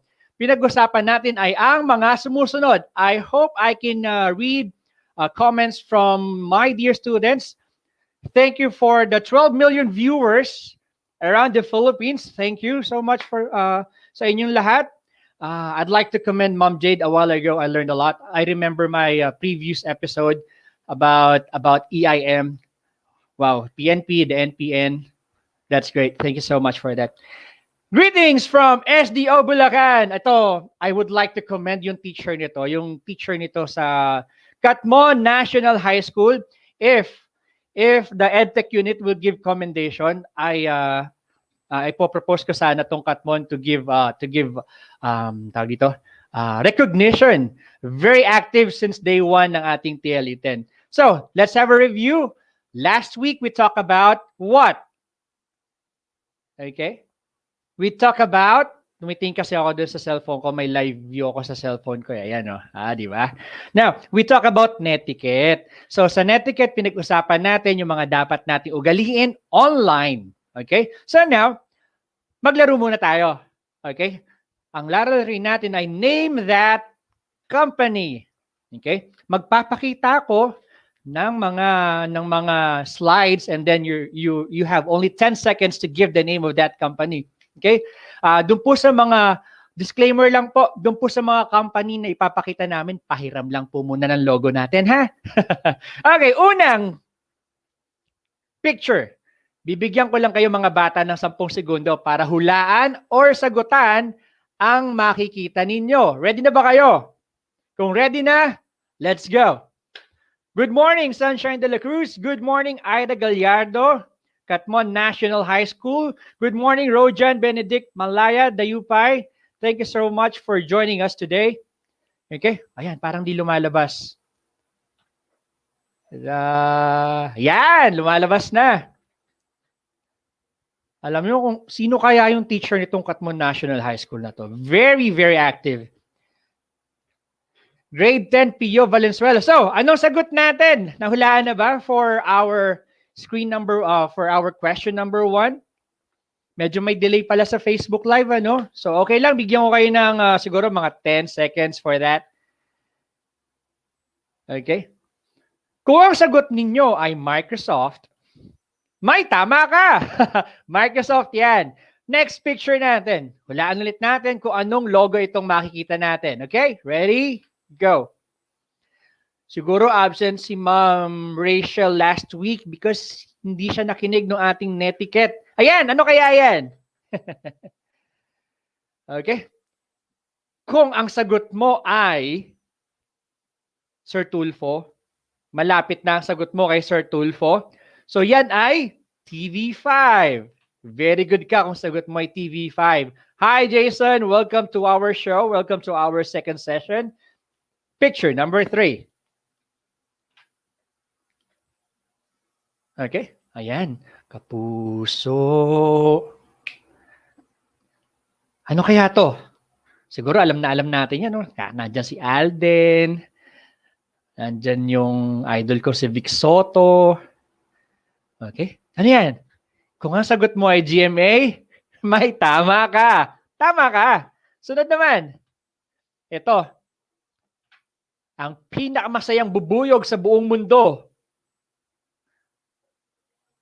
Ano kayang company yan? Natutuwa ako dito sa Katmon National High School. Love na love nyo talaga ako. Sinamahan nyo ako sa ating session. Congratulations to all of you. No? Okay? Kung ang sagot mo ay Jollibee Foods Corporation, you are right. Well, kasama ni Jollibee ang Greenwich, Chowking, Red Ribbon, Mang Inasal, and Burger King. So, kaya siya tinawag na Jollibee Foods Corp. Ibig sabihin, pagmamay-ari na siya ng Jollibee. Ngayon, yaman ni Jollibee, no? Ang pinakamayamang bubuyog sa buong mundo. Okay? Pagpatuloy natin. Ito, sana mahulaan nyo, ha? Ang makakahula, merong virtual 1 kilong bigas. Naalala ko yung session sa AP. Ay, nagpakita si X. Naalala nyo ba yan? Sige. Sino kaya makakapagbigay sa akin ng tamang sagot? Kung ang sagot mo ay ito ang iyong susunod na company o yung X na yan ay magiging company name mo, may tama ka. Remember, we have to dream big. Okay? We have to dream beyond our wildest imagination. Libreng mangarap. Malay mo, magkakatotoo yan kung magsisipag ka sa pag-aral, anumang hamon ng buhay, kakayanin mo, gagalingan mo, makikinig ka sa mga teachers mo, sa mga nanay at tatay mo, alam ko magtatagumpay ka. Okay? Kaya sabi ni Sir Marco Paulo, dream big. Bakit ko nga ba pinakita yung mga pictures na yan? Alam nyo ba? Okay? Alam nyo ba na yung pictures na yan ay related sa ating talakayan? Okay? Ang tatalakayin natin ay all about illustration NC2. Alam nyo ba dito sa Pilipinas, ayon sa salaryexplorer.com, ang salary distribution daw sa Philippines na isang graphic designer ay nagkakahalaga na 42,700 kada buwan. So, ibig sabihin, susweldo ka ng 42,700. Okay? Gusto nyo ba yon? Ang laki, di ba? Ako din, gusto ko din ng ganyang sweldo. Ang laki eh. Okay, Arame, welcome. Vince, welcome. Jason, welcome. Thank you for your answers. So, if we were able to develop our skills in illustration or graphics designing, ito yung minimum. Minimum lang yan, ha? Pag sinabi nating minimum, pinakamaliit na pwede mong kitain.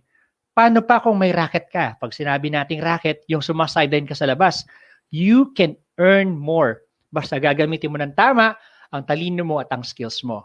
Okay? So welcome to our session. I'm finally introducing you to our session na. So ano nga ba yung matututunan natin dito sa aralin na to? Ano nga ba yung mga applications na gagamitin natin for illustration TLE10? So nandiyan yung familiar ba kayo sa Adobe Illustrator? Ano nga ba yung Adobe Illustrator? Sino sa inyo mga gumagamit na nito or nakagamit na nito? Pakisabi nga, ako. Pakisabi, paki-comment. Ako po, ako po, ako po. Very good.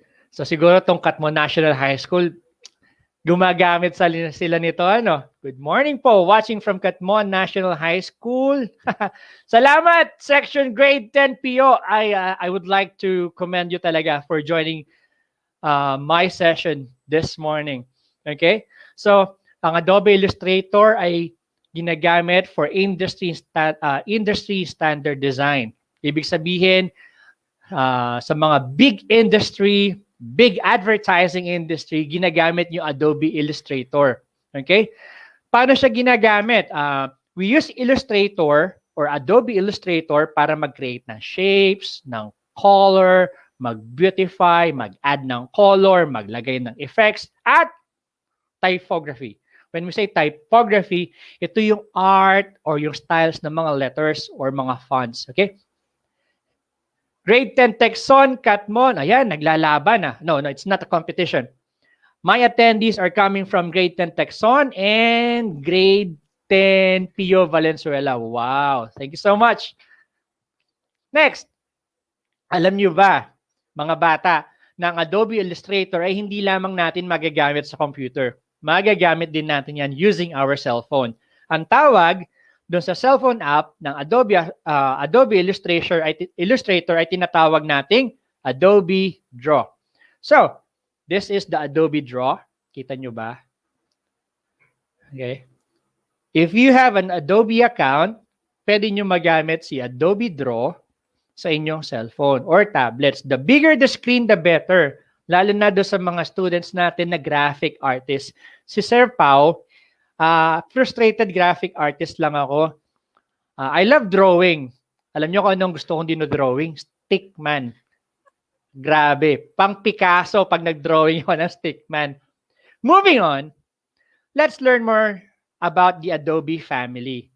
Familiar ba kayo sa mga logos na nakikita nyo sa screen ninyo? Balikan ko lang yung monitor ko, mga bata. Familiar ba kayo dyan? Ano-ano yung mga logos dyan na kilala nyo? Okay? Sa graphic designing world, meron tayong tatlong applications na ginagamit. Ano-ano yung tatlo na yon? We have the PS or the Photoshop. We have also the InDesign. And we have the Adobe Illustrator. Let's compare those three. Okay? So how do you know which app to use? Kailan natin gagamitin si Photoshop? Kailan natin gagamitin si Illustrator? Kailan natin gagamitin si InDesign? Para mas malaman natin as a future graphics artist or designer, merong mga applications na may purpose kung ano yung paggagamitan natin sa kanila. So isa-isahin natin. Bago natin sila isa-isahin, in choosing an app, which app should you use? You must consider the following. Kung ikaw ba ay magdo-drawing, ikaw ba ay mag-enhance ng picture, ikaw ba ay maggagawa ng book, anong gagamitin nating application? So ito yung mga tatlong katanungan na dapat nating tandaan. Una, is it print or digital? Pag sinabi nating print project, ito ba ay physically printed on some sort of media? Ibig sabihin, ito ba ay nahahawakan? Pag print media, alalahanin natin, ito ay mga bagay na nahahawakan. Example, magazine, newspaper, comic book. Pag sinabi natin digital projects naman, ito yung mga nakikita natin sa screen, sa billboard, ads, sa banner, sa website, or e-book. Pag sinabi natin e-book, yun yung mga libro na nababasa natin on our computer, on our tablet, or our cell phone. Maliwanag? Maliwanag? Maliwanag. Pangalawang dapat nating isipin. Ang gagawin ba natin ay naglalaman ng puro image or text or both? Kapag gagawa tayo ng image project, pag sinabi nating image project, it involves only visual elements like photos, illustrations, shapes, or patterns. Or pag sinabi naman nating text project, ito yung magazine ba gagawin natin? Digital portfolio ba gagawin natin? Brochure ba gagamitin natin? Example, pumunta ka sa mall, nakakita ka ng advertisement, printed. Ano yon? Is it image project or text project? Pag may picture at may text, both. Pero halimbawa, binigyan kita ng calling card, walang picture. Ano yon? Image project or text project? It's a text project. Okay? Pangatlong dapat natin tandaan, yung bang project natin, is it a vector or raster type? Pag sinabi natin a vector project, it is an image built with lines, curves that can be enlarged or shrunk down to any size. Example niyan yung logo. So, ibig sabihin pala na yung logo natin ay ano? Vector project or a raster project. Tingnan nga natin. Hintayin natin yung mga sagot nila. Yung logo ba? Vector project? Kaldero nga po. Bakit? Bakit may kaldero dyan? Gagawa ka ng logo, ang itsura ay kaldero? Anak mo ka na, wrong sent ka. Okay lang. So, mga bata, ang tanong ng Sir Pao, yung bang logo natin, saan mas mainam? It is a vector or raster?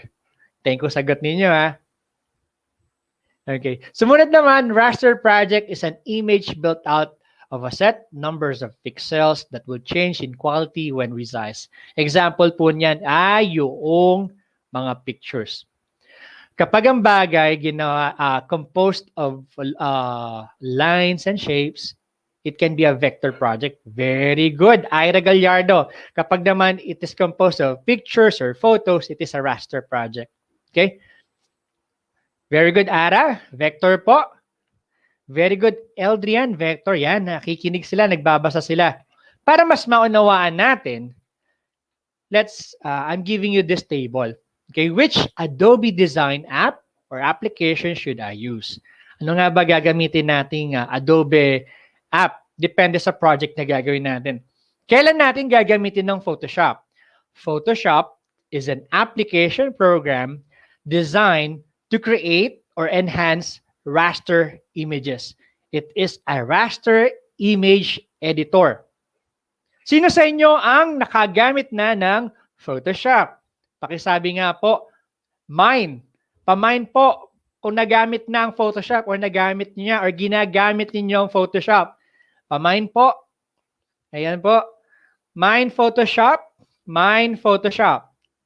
Medyo may delay po kasi kaya hindi ko kagad nakikita yung mga responses ninyo. I think meron tayong 10 seconds delay. Ako po si Hens. Very good. Hens, saan mo ginagamit, Hens, yung Photoshop? Ha?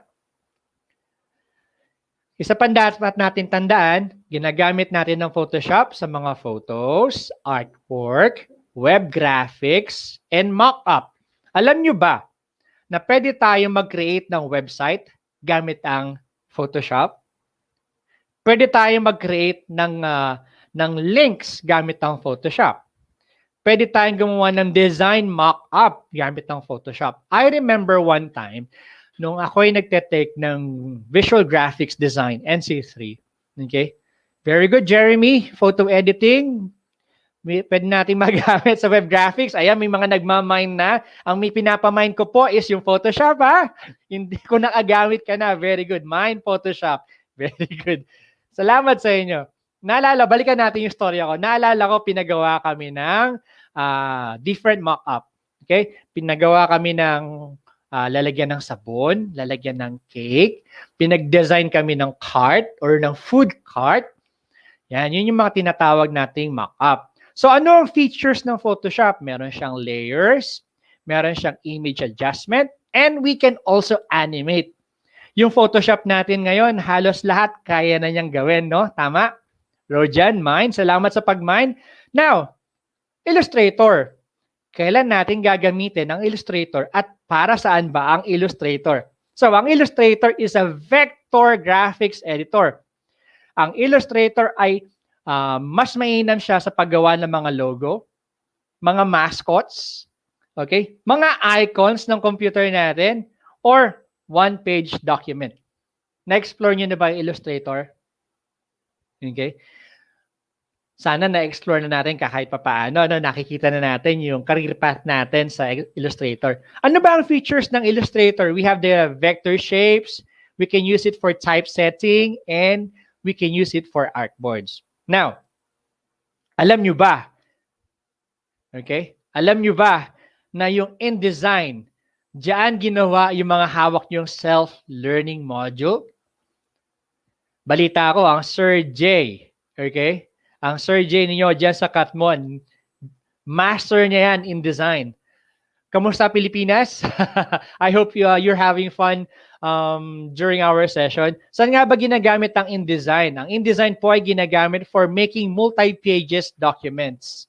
And we can also use InDesign for making one-page document.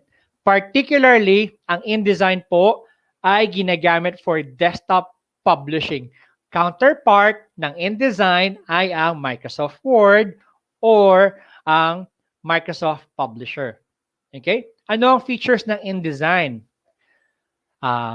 One of the feature ng InDesign is creating master pages, automatic page numbers, and typesetting.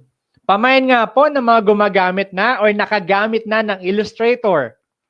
Pamain Illustrator, Mine Illustrator. Okay?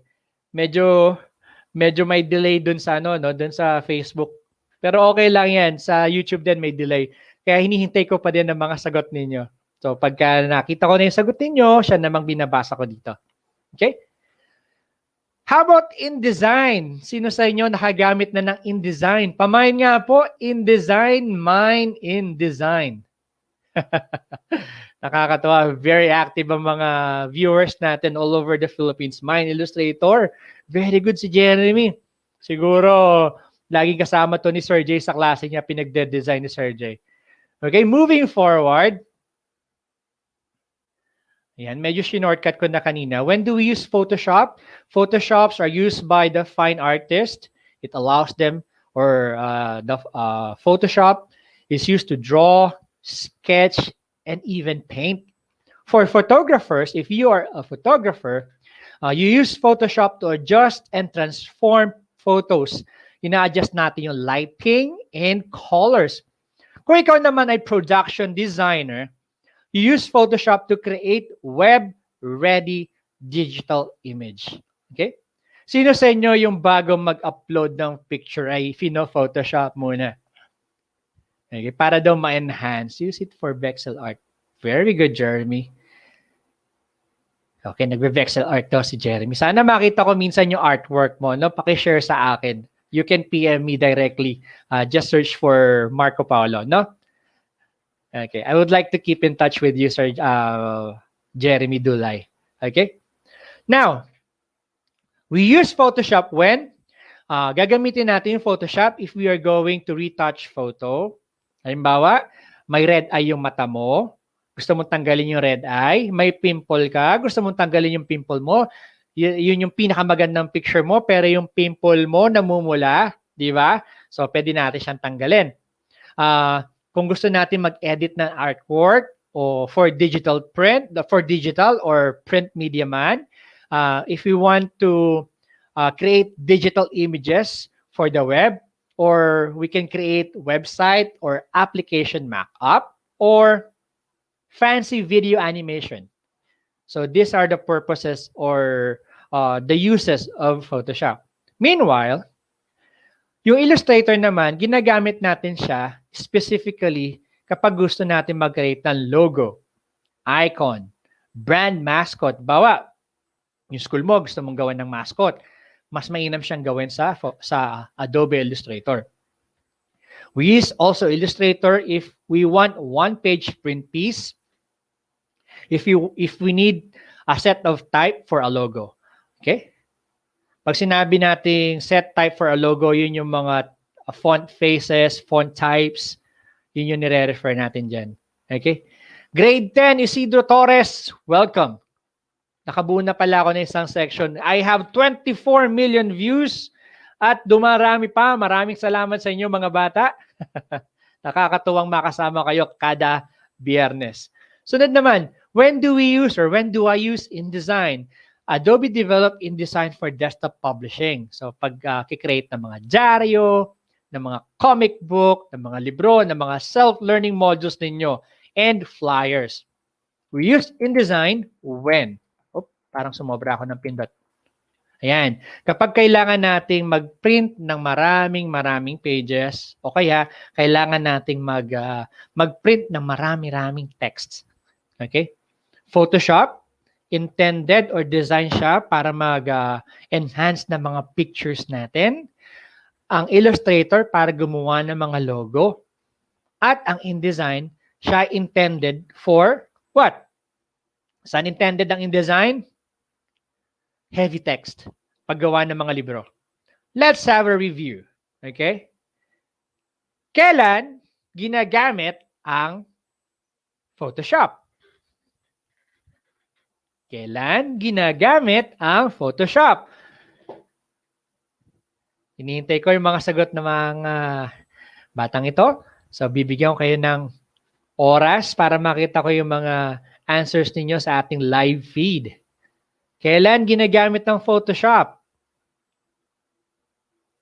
Okay. Kailan ginagamit ang Photoshop? Shout out SDO Bulacan. Salamat po sa inyo. Kita-kits tayo sa Lunes. Shout out po sa aming EPS, Joel Vasallo. Shout out po sa aming SDS, Ma'am Zenia Mostoles. Shout out po sa aking principal, Sir Jesse. Shout out po sa aking head teacher, Ma'am Violeta De Leon. Shout out po sa mga learners ng Kalumpit National High School. Very good, Jane Novio, Fine Arts. Ayan. How about yung ating Adobe Illustrator? Kailan natin ginagamit ang Illustrator? Sir Madge, I would like to commend Catmon National High School. Itong tatlong sections na to. Si Isidro Torres, ano yung isa? Pio Valenzuela. And I would like also to commend the teacher of these students po, Isidro Torres. Yan. Parang gusto ko kayong bigyan ng, ano tawag doon? School of the Week. Section of the Week. ETULay Section of the Week. Ayan. Pag may kailangan lang po. Oh, very good. Hands, ha? Pag may kailangan ka, gagawa ka na. Very good. Okay, good job. Thank you so much. Okay, ginagamit natin ang Illustrator kapag gagawa tayo ng mga logos. Yun namang InDesign. Kailan natin ginagamit ang InDesign? Very good, Jane. A one-page print piece. Very good, Jane. Thank you so much. Okay. Ang InDesign, ginagamit natin for desktop publishing. Alam niyo ba mga bata na itong lesson natin or itong PowerPoint na to ay will be uploaded sa ating DepEd Commons. So if you have your DepEd Commons, ugaliing bisitahin ang DepEd Commons. Sa pagbisita nito, kailangan lang natin magpunta sa commons.deped.gov.ph. I-log in lang yung mga credentials ninyo, pangalan school, school ID number. Kung may email, ilagay din yung email nyo at sagutan nyo yung mga modules na nandoon, or you can download the modules or the ebook na magagamit natin as references. Very good, Aramay logo illustration. Okay? This is our reference for this lesson. Tandaan ninyo na mga bata na bawat application na gagamitin natin, hindi lang siya ginawa for one purpose. Okay? Ginawa yan para mas ma-enhance yung skills natin. Sa ating susunod na talakayan, mas pag-aaralan pa natin ng illustration. Okay? Pero bago ang lahat, bago ako magtapos, ibibigay ko sa inyo si Ma'am Sheila May Malesido sa ating for her SHS lesson. So, for now, I am hoping and I'm saying thank you for Catmon National High School. I'm saying thank you to SDO Bulacan for a job well done for joining me today. Mag-ingat po ang lahat. Have a safe weekend. Tuloy-tuloy lang ang pag-aaral. Patnubayan tayo ng may kapal. Paalam!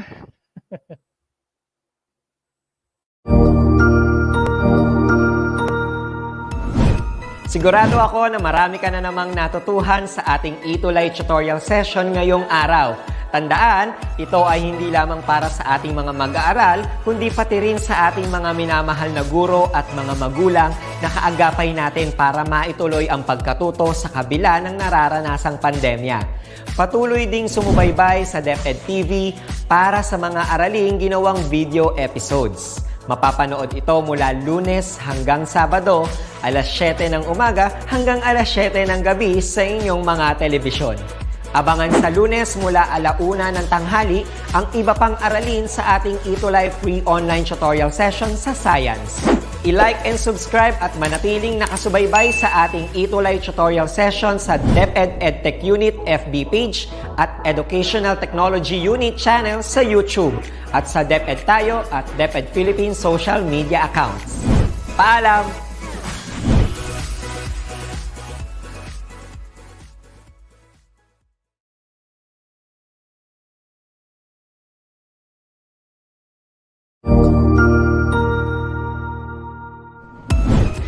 DepEd Vision. We dream of Filipinos who passionately love their country and whose values and competencies enable them to realize their full potential and contribute meaningfully to building the nation. As a learner-centered public institution, the Department of Education continuously improves itself to better serve its stakeholders. DepEd mission: to protect and promote the right of every Filipino to quality, equitable, culture-based, and complete basic education where students learn in a child-friendly, gender-sensitive, safe, and motivating environment. Teachers facilitate learning and constantly nurture every learner. Administrators and staff, as stewards of the institution, ensure an enabling and supportive environment for effective learning to happen. Family, community, and other stakeholders are actively engaged and share responsibility for developing lifelong learners. DepEd core values: maka-Diyos, makatao, makakalikasan, at makabansa.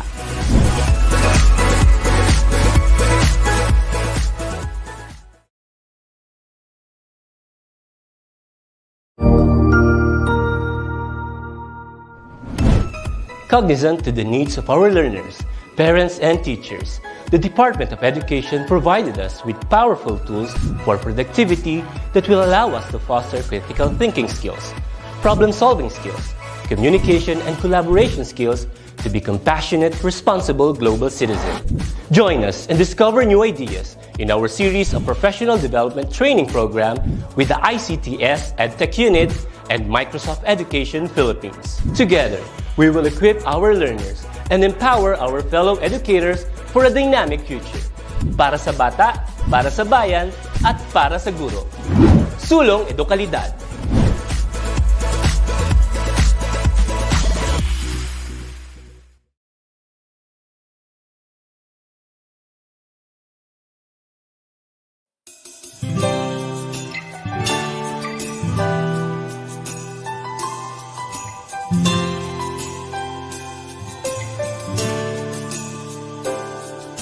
Tahimik nating mundo, di natin inakalang magkaganito. Bigla na lang nagkagulo, nang ang bulkan ay mag-alboroto. Ang tadhana tila nananadya, bigla ang pagdating nitong pandemya. Maraming bagay ang nagbago, Matutuloy pa kaya ang Pasko? Huwag kang mangamba, lahat ay kakayanin basta't nagkakaisa. Ibayan ang loob at sa Diyos ay magdasal. Pagdurusa natin di na magtatagal, tayo'y aahon, tayo'y babangon. Pandemya lang ito, Pilipino yata tayo, tuloy ang Pasko, padayo.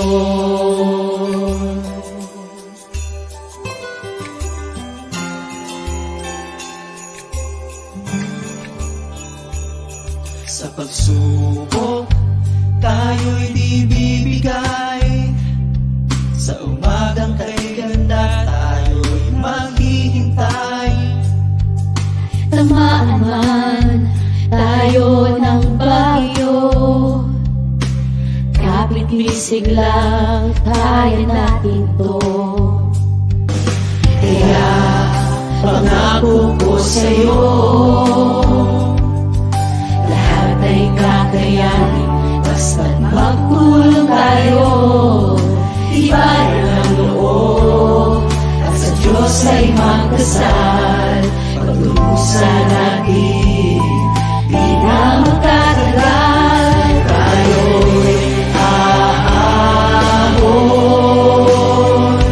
tayo'y babangon. Pandemya lang ito, Pilipino yata tayo, tuloy ang Pasko. Tayo'y aahon, tayo'y babangon. Pandemya lang ito, Pilipino yata tayo, tuloy ang Pasko. Pandemya lang ito, Pilipino yata tayo, tuloy ang Pasko. Pandemya lang ito, Pilipino yata tayo, tuloy ang Pasko. Padayo.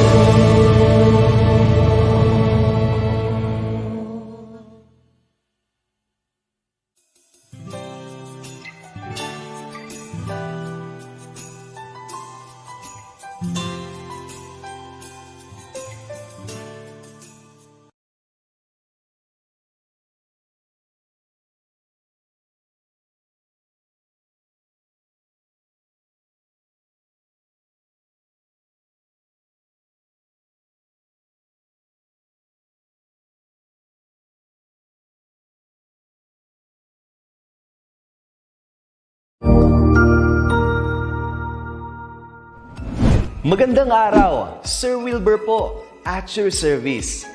Narito ang ETULay upang gabayan ka sa inyong pag-aaral upang lubos na maunawaan ang iba't ibang paksa o subject. Ang ETULay ay isang free online tutorial class na pinangungunahan ng ICTS Educational Technology Unit sa pamumuno ni Undersecretary Elaine Del B. Pascua. Ang programang ito ay hindi lamang para sa mga bata, kundi ito rin ay magsisilbing gabay sa mga magulang at mga guro kung paano nila ituturo o gagabayan sa bawat asignatura ang kanilang mga anak o mga estudyante. Sa kasalukuyan, ang self-learning module mula sa rehiyon ng Calabarzon at kilala sa tawag na Pivot ang ginagamit sa ating ETULay online class. Kaya ano pang hinihintay ninyo? Ihanda na ang inyong mga ballpen o lapis, papel o kwaderno at samahan kaming itulay ang pagkatuto para sa bawat batang Pilipino. Sama-sama tayong magtutulungan para malampasan ang mga hamon sa panahong ito. Halina't matuto kasama ang inyong online tutor sa oras na ito.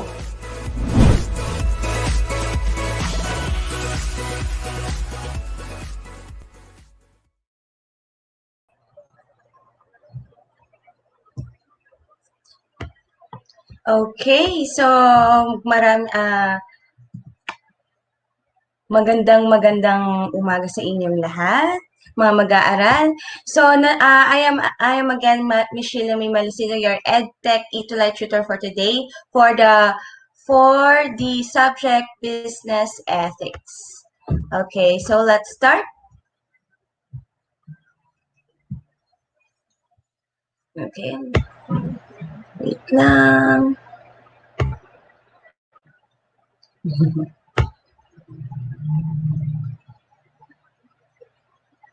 Okay, shout out. Shout out kay, wait lang tayo ha. Arian May Goho Cruz. Good morning. And then, good morning then. Hello then, Henet Tabirao. And then, from Mabuhay Catmon National High School, Marco Paulo. Okay. So, let's have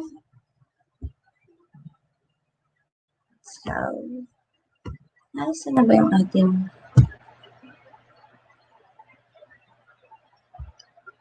stop share screen muna tayo. Share screen.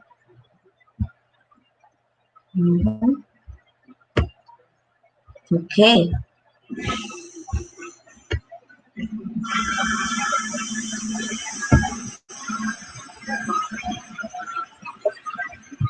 Okay, good morning to everyone again. So, mali lang yung ating time dyan. Pero, I am your EdTech ETULay tutor for every Friday at 11 o'clock to 11:30. So, we are in the week 7, that is generate ways to improve business practices guided by the philosophies, belief system, or the Filipino values. So, let's start now. Last week, we had discussed about the different Filipino values, right? So, now, the different belief system that is, just wait for a minute.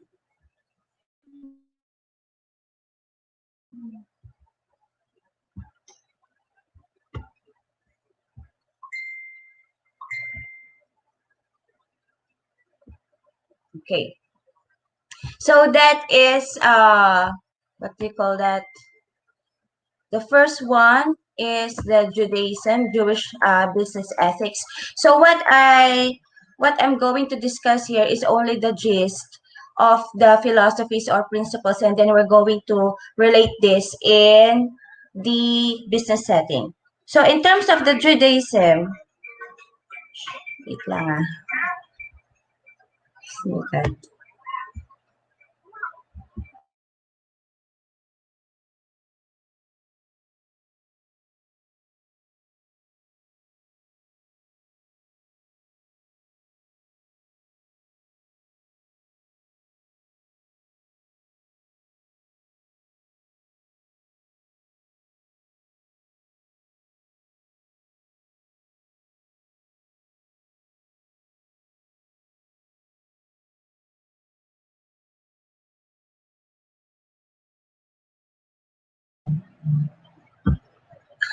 So in terms of Judaism, we have the Jewish business ethics that in which honesty in business is examined in the profanation of God's name. So in accordance with the Leviticus 22:32 and of the love of God, Deuteronomy 6:5. So let's go. The first one, requirement of accurate weights and measures. So according to the book of Leviticus, that is 19:35 to 36, you shall not falsify measures of length, weight, or capacity. You shall have an honest balance, an honest weight, an honest ephah, and an honest hin. Meaning to say for this is that if we are going to have our own business, no? So in terms of measurement, kailangan, we know that if we're going to have a business, we are more on in the profit side, no?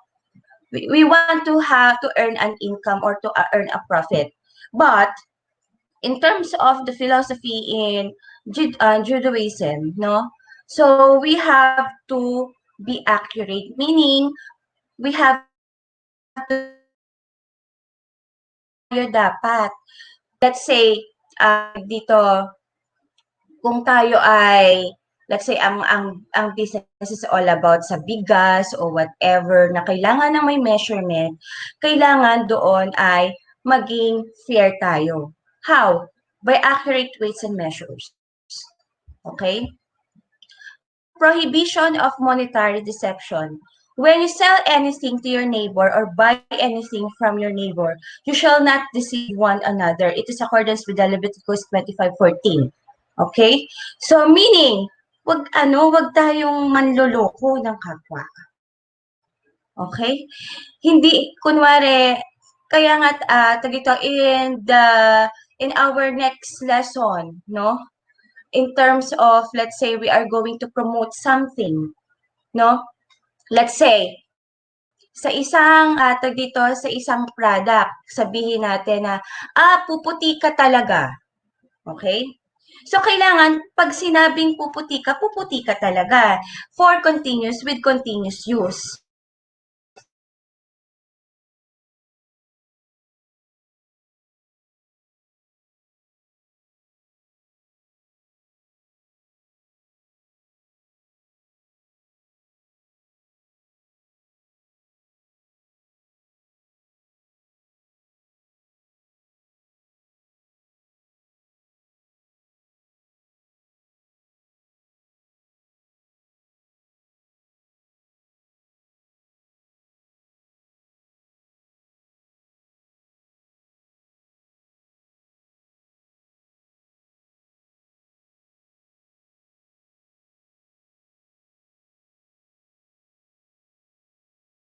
It should be, what do you call that, kung ano yung sinasabi mo, dapat iyon ay maging, totoo ka. Okay? Kasi hindi lang basta nakikita ka lang. Okay? Next, stealing a person's mind. Genevat, that stealing of the mind or knowledge refers to a kind of dishonest misinterpretation or deception. It's the worst type of theft because it is directly harms the person, not merely their money. So, yung kumbaga, yung parang, sinasaywar natin, yung parang kinokorrupt natin yung mind niya. So, kailangan, kumbaga, parang pag sinabi natin, like yung sa Judaism, you have to be honest na wag tayong manloko ng kapwa. Okay? Next is putting a stumbling block before the blind. Placing a stumbling block before the blind is, what do you call that?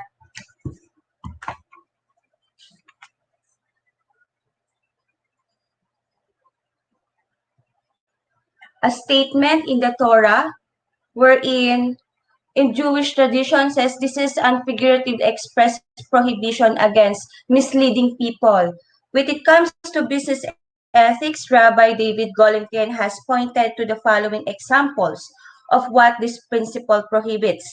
So let's say a real estate agent should not dupe a young couple into buying a home with structural faults simply in order to make a fast buck.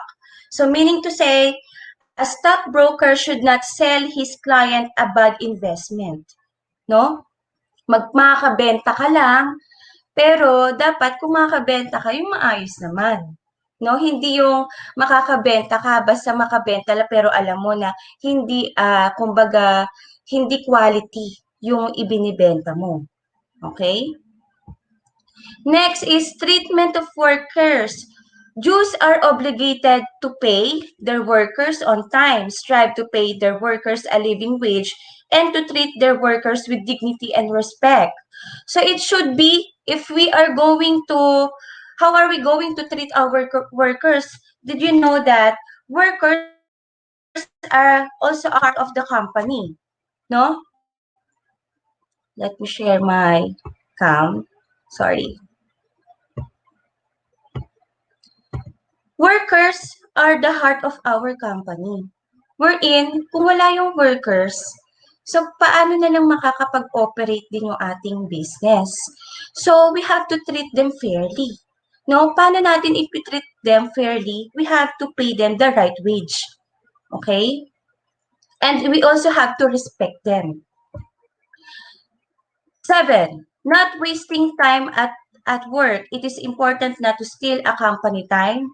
Rabbi had often noted that importance of working hard, such as biblical Jacob, who worked very hard for many years, despite being deceived by Jacob's father-in-law. So, check na natin. Hello sa inyo? Nanonood pa ba sila? Okay. So, shout out kay Catmon National High School, Bulacan, grade 10. Okay. So, not wasting time at work. Actually, last time, di ba, regarding dun sa Filipino value system, we're in, na ano natin doon, we have discussed there about yung mamayana, no? Mamayana. So, kailangan pag we could relate it here na kung saan we should not steal a company time. Paano natin i-steal ang company time? Hindi tayo gumagawa ng naaayon sa ating trabaho, no? Paano? Meaning to say, how are we going to not to waste the time, no, na nandun tayo sa trabaho natin? We have to be efficient and productive, no, sa lahat ng oras. Okay? So, wag natin sayangin yung oras natin. Okay? Next is whistleblowing. In any case of wrongdoing, there is an obligation to rebuke the person doing wrong if it can be assumed there is a reasonable chance to rebuke will be listened to. And the rebuke can be administered without substantial personal cost to the reporter. Actually, whistleblowing has an advantage and disadvantage, no? Kasi paano siya nagiging advantage? Dahil kahit papaano, nalalaman natin kung ano yung katotohanan. Pero minsan, ang whistleblowing is sinasabi rin nila na disadvantage ito. Paano ito na-disadvantage? Kasi what do you call that, yung kailangan kung yung parang yung isang reputation ng isang tao, no? Kasi yung katotohanan na ilalabas, no? So, somehow, ano sabi dito, in case of wrongdoing, there is an obligation to rebuke the person doing wrong, no? So, kailangan kung alamin natin kung ang wini-whistleblow ba nito ay talagang tama ba, no? Ito ba ay may katotohanan? Hindi tayo agad-agad na magpapaniwala sa company, no, sa mga organization. Most likely we can encounter this. If you will someday, if you're going to you will be employed, no, somehow you will if you will encounter this kind of scenario na kung saan may nagwi-whistleblow, no? Kung mali naman ang ang ginawa, no, kung mali yung wini-whistleblow,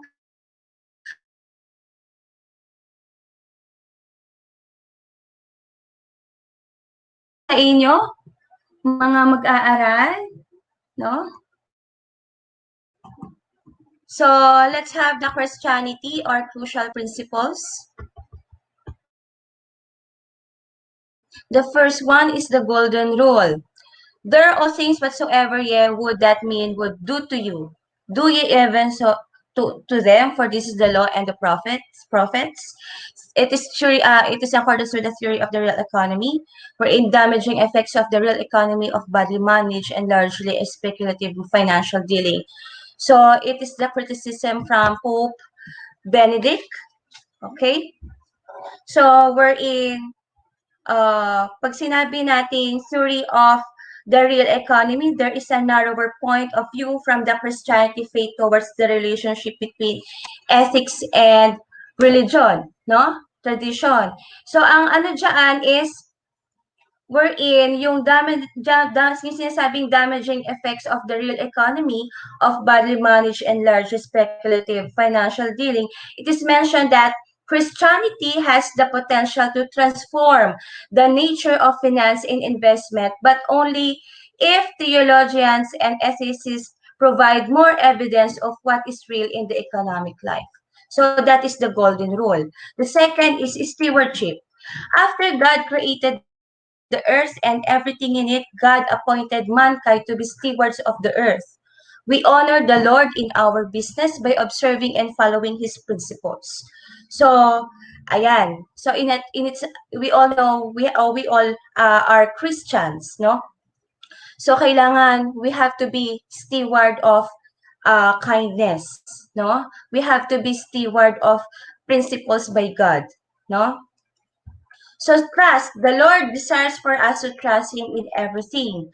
God's blessings upon your work by praying and trusting Him to provide strategic direction, resources, and earnings. How are we going to relate this in the business setting? No? In terms of in a certain company, we have to trust, if we are the employer, we have to trust our employees. At the same time, if we are the employees, we have to trust as well our superiors. No? Kailangan nandun yung trust sa isang company. Okay? So, the Lord delights in justice. So not only is fair treatment a biblical principle, it is likely to improve business as employees will tend to work more productively and happily. We only engage in endeavors that are pleasing and acceptable to the Lord, and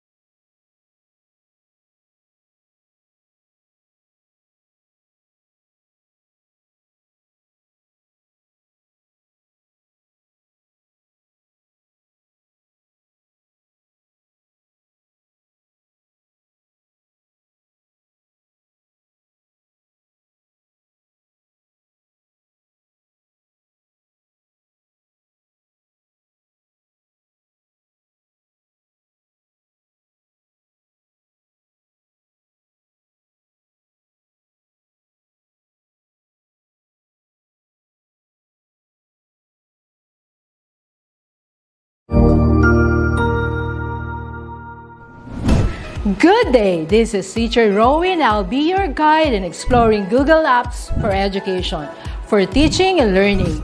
In Google for Education, teachers can connect and collaborate easily while staying on task. It gives teachers the freedom to spend more time personalizing the learning experience and less time managing it. Students can learn essential skills such as 21st century problem solving, which they can use it in their future careers. As such, the accessibility features will also help and assist every learner to do their best work. Google offers different useful applications that we can use to connect education to technology.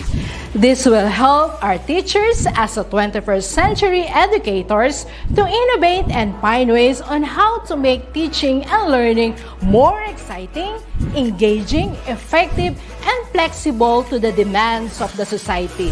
Let's re-explore the education experience by discovering new angles to create, collaborate, and communicate as one.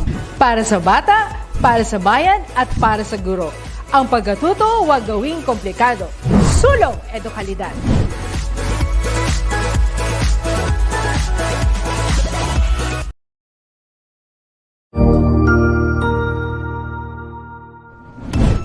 Cognizant to the needs of our learners, parents, and teachers, the Department of Education provided us with powerful tools for productivity that will allow us to foster critical thinking skills, problem-solving skills, communication and collaboration skills to be compassionate, responsible global citizens. Join us and discover new ideas in our series of professional development training program with the ICTS EdTech Unit and Microsoft Education Philippines. Together, we will equip our learners and empower our fellow educators for a dynamic future. Para sa bata, para sa bayan, at para sa guro. Sulong Edukalidad.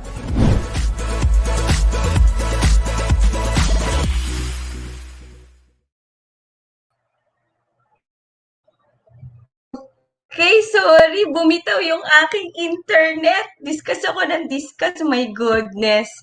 Tapos sabi ko, bakit parang wala ata akong ano. Sorry sa inyo.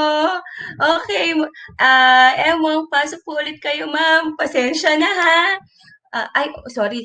Okay, sorry naman. Akala ko naka-comment ako.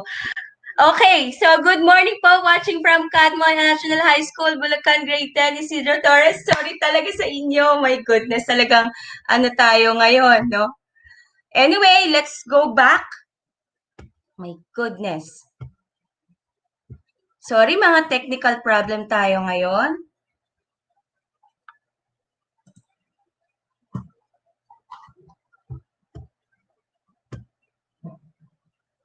Nasaan na tayo? Andito na ako kanina. Okay?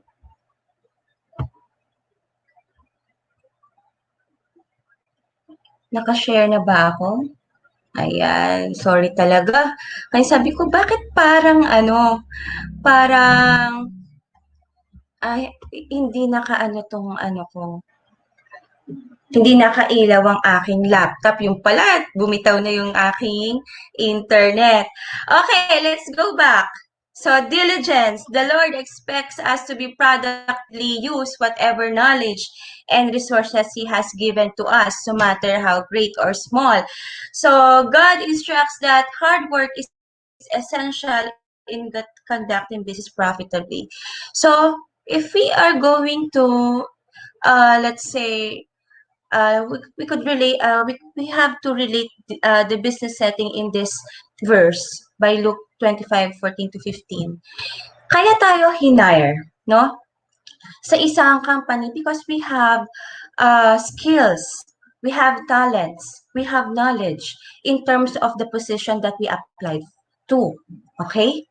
So meaning, we have to be productively use it, no? Na kung saan, dito, ito ay in accordance na makakapag-contribute ito to target or to reach the vision and mission of the company. No? Kaya tayo hinire kasi because of our knowledge, talents, and skills. Kaya sinasabi dyan, the Lord expects us to be productively use whatever knowledge and resources He has given to us. So, kung ano man ang duties and responsibilities natin, sa ating company, we have to do it productively, we have to do it efficiently and effectively. Next, generosity. The Lord is generous, especially towards the unprivileged. No? We have to be generous. Kaya nga meron nga sinasabi last time, di ba sa Filipino value system, yung filial piety na kung saan, dito, dahil sa very close tayo sa ating family, we are becoming very generous to them. Okay? Because in here, sa Psalm 113:7-9, no, we have to be, sinasabi ni Lord, we have to be generous. Okay? So, generous in a sense na sa mga later lessons natin, iyon yung pagiging generous na we are going to apply it by means of the social responsibility. Yung social responsibility na yan, i-discuss natin sa later lessons natin para maintindihan natin lahat. No? Pero in terms of being generous na, in terms of the filial piety, no? Sinasabi doon na pwede tayong maging generous sa ating family o sa ating mga kaibigan na kung saan Hindi lang tayo bigay ng bigay, but as well, we have to help them by means of hiring them, no? By means, hindi tayo nagiging makasarili sa sarili natin. Okay? Next. So, we have here the Islam ethics from the Quran, major principles of fair business dealings according to Islam. Okay, so no fraud or deceit. The Prophet is reported to have said, when a sale is held, say there is no cheating. Okay? So, katulad ng mga ibang mga na-discuss natin belief system, no? Halos pare-pareho lang siya na kung saan kung tayo ay magbebenta, huwag natin i-check yung kapwa natin. Kung tayo magsusukli, dapat tama ang sukli. Kung tayo ay magme-measure, dapat tama ang sakto ang measure. Hindi yung may kulang o kaya may labis na kung saan dito lalabisan natin dahil suki natin siya. O kaya naman kukulangin natin dahil para tayo ay magkaroon pa ng maraming income. No. No? There should no fraud or deceit. Okay? This is in accordance with the Islam belief. Sellers must avoid making too many oaths when selling merchandise. The Prophet is reported to have said, be careful of excessive oaths in a sale. Though it finds markets, it reduces abundance. Meaning to say in here, okay? Kailangan, kung ano yung pinangako natin, ano ang sinabi natin, iyon ay dapat may katotohanan. Huwag tayo manloloko ng kapwa para tayo ay makabenta lang. Okay? Shout out, good morning kay Sharus Reyes Ferrer. Good morning sa'yo, watching from Catmon National High School, Ten Isidro Torres SD of Bulacan. Okay. So next is mutual consent is necessary. The Prophet is reported to have said, the sale is complete when the two parties involved depart with mutual consent.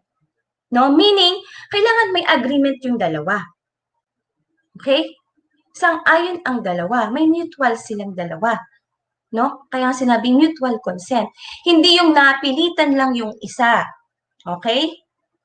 Para maiwasan din natin na kasi sa isang negosyo, magtuturuan sino yung yung may kasalanan o ganyan. Kailangan may agreement silang dalawa. Kaya nga sa isang negosyo o sa isang company, meron tayong tinatawag na memorandum of agreement, wherein the two parties have mutual consent with each other. Okay? Honesty. Allah commands you to deliver trust back to their owners. The person who does not fulfill the terms of his trust has no faith. So, katulad ng what we had discussed earlier regarding sa trust, no? We have to trust our superiors. We have to trust the owners if we are the employees. Okay? So that is honesty. Okay? Next, truthfulness. Be truthful, for truthfulness leads to righteousness, and righteousness leads to paradise. A man keeps on telling the truth until he becomes known as truthful person. Dapat pag tayo ay na-hire tayo sa isang kumpanya o meron tayong negosyo, dapat maging totoo tayo sa sinasabi natin, no? Be truthful, no? No, kung ano yung sinasabi mo, dapat yun ay totoo. Okay? Next is proficiency. Halos magkakapareho lang sila, no? Proficiency, if any of you undertakes to do any work, Allah loves to see him do it well and with efficiency. That is, you have to give your best. If you are hired, you are trusted in a certain company, you have to work efficiently. Okay? Next, let's go to the Hinduism, non-violence. The 5 core Tata values that underpin the way they describe their business processes. So, integrity. To conduct business fairly with honesty and transparency such that everything done stands to the test of public scrutiny. If you are under a certain company, let's say, in a certain department, you have to be transparent. You have to be honest. Okay? In everything that you do. Bakit ganito ang naging certain project? Ano ang kinalabasan niya? Maging honest tayo. Okay? But somehow, that is contrasting to other business concepts wherein honesty and transparency na meron tayong pinoprotektahan. But in terms of this belief system, to conduct business fairly with honesty and transparency, no? So, meaning to say, para tayo ay let's go back to what we are saying are true. What we are saying as well is transparent. Why? Para maiwasan natin yung sinasabi itong public scrutiny. Na i-criticize tayo na ito mali yung sinasabi, magkaroon tayo ng integridad sa sarili natin. Okay? Understanding. So, to be caring, show respect, compassion, and humanity for colleagues and customers around the world, and always for the benefit of India. Okay? So, you have to be, you should show caring, you should care your customers, you should care your employees, you should care your employers. You have to show respect, compassion, and humanity. No? In terms of certain, what do you call that? Kasi it contributes to what we call social responsibility or corporate social responsibility. By social responsibility, we are caring to all of the stakeholders. Okay? No? So, ano natin yan, madidiscuss natin yan in the later lessons. Okay? But sa ngayon, so, dito sa belief system na to, sa philosophy na to, we have to show respect, compassion, and humanity to our colleagues and customers. Okay? By means of the products we offer. By means of how we are dealing with our duties and responsibilities. Okay? Excellence. To constantly strive to achieve the highest possible standards in their day-to-day work and in the quality of goods and services they provide, we have to give quality not only to the products that we are selling, but also quality in terms of our work that's being effective and efficient. Okay? Kung magbebenta ka ng produkto, dapat excellent ang quality. Kaya nga meron tayong tinatawag na quality assurance. Okay? So, next. Shout out kay Beverly Tolentino, Catmo National High School, STO Bulacan, Grade 10, Isidro Torres. Next is unity, to work cohesively with colleagues across the group and with customers and partners around the world, building strong relationship based on tolerance, understanding, and mutual cooperation. Unity. If we are talking about this, we should have unity in a certain department. Di ba meron tayong tinatawag na organizational structure na kung saan may mga division or departments yan? Sa bawat departments, kailangan may unity kayo. Merong teamwork. You as an employee should contribute your part.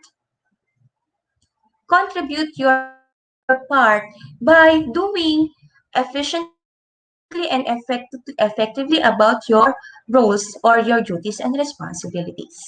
Okay? Pag sinabi nating unity in a certain department, merong vision, mission yan. Kapag pinagsama-sama yan, iyon na yung mission and vision ng isang kumpanya. At kapag iyan ay pinagsama-sama at na-reach ang mission and vision, the company will grow. At kapag nag-grow ang isang company, ikaw din as a person, as an employee, as an employer, grow ka din. Okay? Responsibility to continue to be responsible, sensitive to the countries, communities, and environments in which they work, always ensuring that what comes from the people goes back to the people many times over. You have to be responsible. You have to be responsible in all you do by means of, if you are doing manufacturing a certain product, ano ang epekto nun? You have to be responsible with the consequences. Okay? If you decide something, if you are an employer, you have to be responsible in what your decisions are. Okay? If you are an employee, in all your actions, you have to be responsible of what you did in your company, no? Sa lahat ng mga actions natin, we have to be responsible, no? And as well, in regards with the responsibility, we have to do our best in regards with our duties and responsibilities. Iyon ay inay tayo kasi yun ay ating gagawin sa ating sa kumpanya or sa organization we belong to. Next, Buddhism. Let's go to Buddhism. Maxims for business. Work hard, no excuses. Too cold, too hot, too late. Okay? Kaya ikaw ay hinire para ikaw ay to do your part as an employee. Okay? Work hard. Okay? So, no excuses. Somehow, there might be contrasting to other belief system, no? So, in other business concepts. Pero, somehow, in this Buddhism, it says here, work hard, no excuses. Okay? Work hard, but rest well. None can live without toil. It's not just you are working. How about your body? No? So, kaya if we are working 8 hours a day, after that, we have to rest. Or there should be a time for us for leisure. Okay? Be mindful. You will always be getting praise and blame. Do not let either affect the poise of the mind. Follow the calmness, the absence of pride. No? Ito parang sinasabi natin na we have to practice growth mindset. Okay? Somehow, it is only normal in a certain organization na tayo ay pinipraise, tayo ay biniblame. Tayo ay tao lang na kung saan nagkakamali. At tayo ay tao lang din na tayo ay gumagawa ng kapuri-puri. No? Pero somehow, if there's a negative situation happen, no? We have to calm ourselves. Be mindful, no? Huwag nating pairalin yung ego natin, no? So, kaya sabi dito, follow the calmness. Kailangan ay maging kalmado tayo sa ating sarili by means of clearing our mind. Wag mong pairalin ang pride. By means of that, we could as well work efficiently. Kasi pag may dinadala-dala tayo sa ating sarili, we cannot work effectively and efficiently. Okay? Next, follow the Eightfold Path. The Eightfold Path here is Prajnaditi, Prajna Sangkapa, Sila Vaka, Sila Kamata, those are the Eightfold Path, no? See reality unfiltered and as it actually exists. The purifying wisdom and intention of harmlessness. So I will not discuss this more because we have a lot of slides pa. So discover your world. Your work is to discover your world and then with all your heart give yourself to it. Meaning to say, discover, explore more. Not just na nakakahon ka, no? You have to adapt and what do you call that? You have to adapt and adapt the change, no? Kailangan maging flexible ka as a worker. Okay? Serve others. The most valuable service is one rendered to our fellow humans. No, we have to serve. Yung mga sinasabi natin, kaya nga ang ating subject is business ethic and social responsibility. Social responsibility. The social responsibility there is caring, no, to our to the community, no, to the stakeholders. So malalaman natin yan. Engage. Every individual has a responsibility to help guide our global family in the right direction. Good wishes are not sufficient. We must become actively engaged. Engage. Huwag yung doon ka lang sa isang corner. You have to engage something. If you are in a certain company, no? Engage in a certain task, engage in a certain project, no? Hindi naman ibig sabihin na na ikaw ay magpapabibo o bida-bida. Kailangan, if you are given a task, you have to engage with it. Hindi yung, ay hindi ko po kaya yan. No. So, if you are going to accept the task given to you, that's progress for yourself. Okay? Be at present. Do not dwell in the past. That dream of the future. Concentrate the mind on the present moment. Meaning to say, do not dwell on the past. Magtatanim ka na sama ng loob. Dahil nangyari yun dati, ayoko na. No. If you're going to dwell what you had experienced negatively in the past, then hindi ka makaka-move forward. Okay?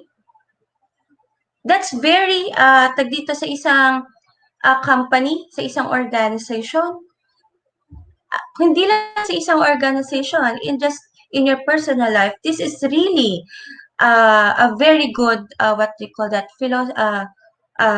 dito, yung filosofiya, no? Do not dwell in the past, not dream of the future.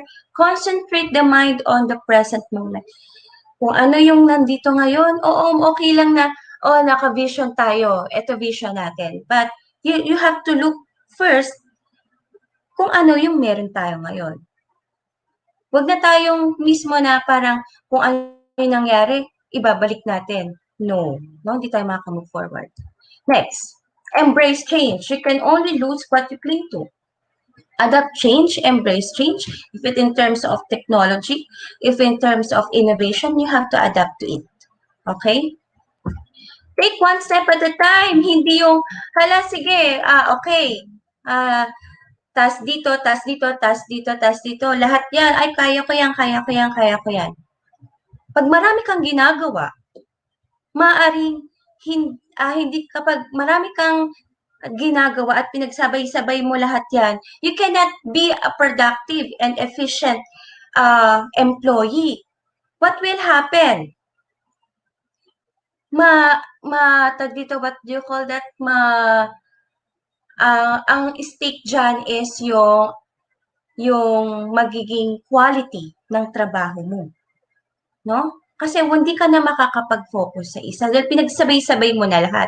Kaya sinasabi dito, take one step at a time. Next, let's go to Confucianism, the golden rule. Do not impose on others what you do not wish for yourself. So, humaneness. One should see nothing improper, hear nothing improper, say nothing improper, do nothing improper. Wishing to be established himself, seeks also to establish others. Wishing to be enlarged himself, he seeks also to enlarge others. No? Parang ano to eh. One should see nothing improper, hear nothing improper. Kung ayaw mo na gawin yung hindi tama, hindi ka rin makakarinig ng hindi tama. No? Say nothing improper. Kung ikaw magsasalita ng mali. No? O kaya, do nothing improper, hindi ka rin makakagawa ng mali. Okay? Parang ano lang yan eh, do not do others if you do not do kung ayaw mo gawin yung yung yung mali, no, sa kapwa mo, para sa'yo naman, hindi rin yung parang ang ano nun, ang epekto din, mali din sa'yo. Okay? Okay, that's being humaneness. Okay? Right and right. Li means right, reason, or ratio. It also means custom, mores, rules, propriety, and ceremonies. Li was helpful in keeping the paternal feudal system alive and was also important in directing people to behave ethically and politely. It has played an indispensable role even in modern business activities where quality services and politeness to customers and priorities. Okay? Shout out tayo kay Limel Clean Cruz. Good morning. Watching from Catmo National High School. Ang galing-galing talaga ng Catmo National High School, ano? Okay. So, if you say right, it's custom, mores, or rules. O kaya kung ano yung naging custom na sa isang company, no? O rules sa isang company or organization, no? Iyon talaga is practices sa isang company. Kaya nga sinasabi dito, it has played an indispensable role even in modern business activity, no? Where quality services and politeness to customers are priorities. So, right and right. So, integrity, meron din tayong integrity sa other belief system. Pero dito sa Confucianism, the idea that honesty and trustworthiness could lead to a harmonious and benign society. Loyalty, a prince should employ his minister according to the rules of propriety. Ministers should serve their prince with faithfulness. That's being loyal. If you are inside the organization, you have to be loyal to your superiors. Okay? Or you have to be faithful to your superiors. Next tayo is filial piety. That's being close to the, alam naman natin, di ba, sa Chinese. So, yun sinasabi natin filial piety, the family is really close, no, with each other. Small profit is not a loss. Kaya nga sinasabi natin, yung mga Chinese people is kahit nasabihin na napakaliit ng tubo, pero hindi nyo ba alam, ang maliit na tubo, pag pinagsama-sabang malaki yan. Okay? So, that's all. Now, let's have the quiz. Tingnan nga natin. Ay, naku, ano ba yan? So, it is the golden rule. Ano ba ang sagot? Okay. So, I think masyado na akong overtime, no? So, let's have the review on the next, on our next session, okay? Bear with me with the technical problems today, my dear students. So, maraming salamat. So, I am hoping that all of you will be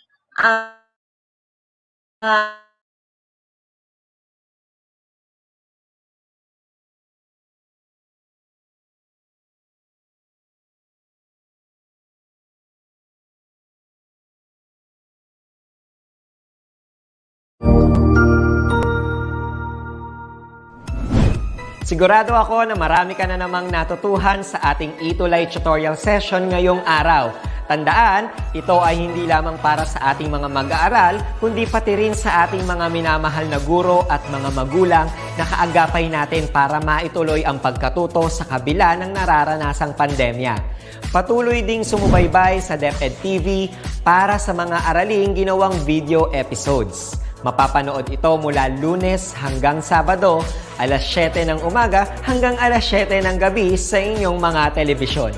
Abangan sa Lunes mula 1:00 ng tanghali ang iba pang aralin sa ating ETULay free online tutorial session sa Science. I-like and subscribe at manatiling nakasubaybay sa ating ETULay tutorial session sa DepEd EdTech Unit FB page at Educational Technology Unit channel sa YouTube at sa DepEd Tayo at DepEd Philippines social media accounts. Paalam!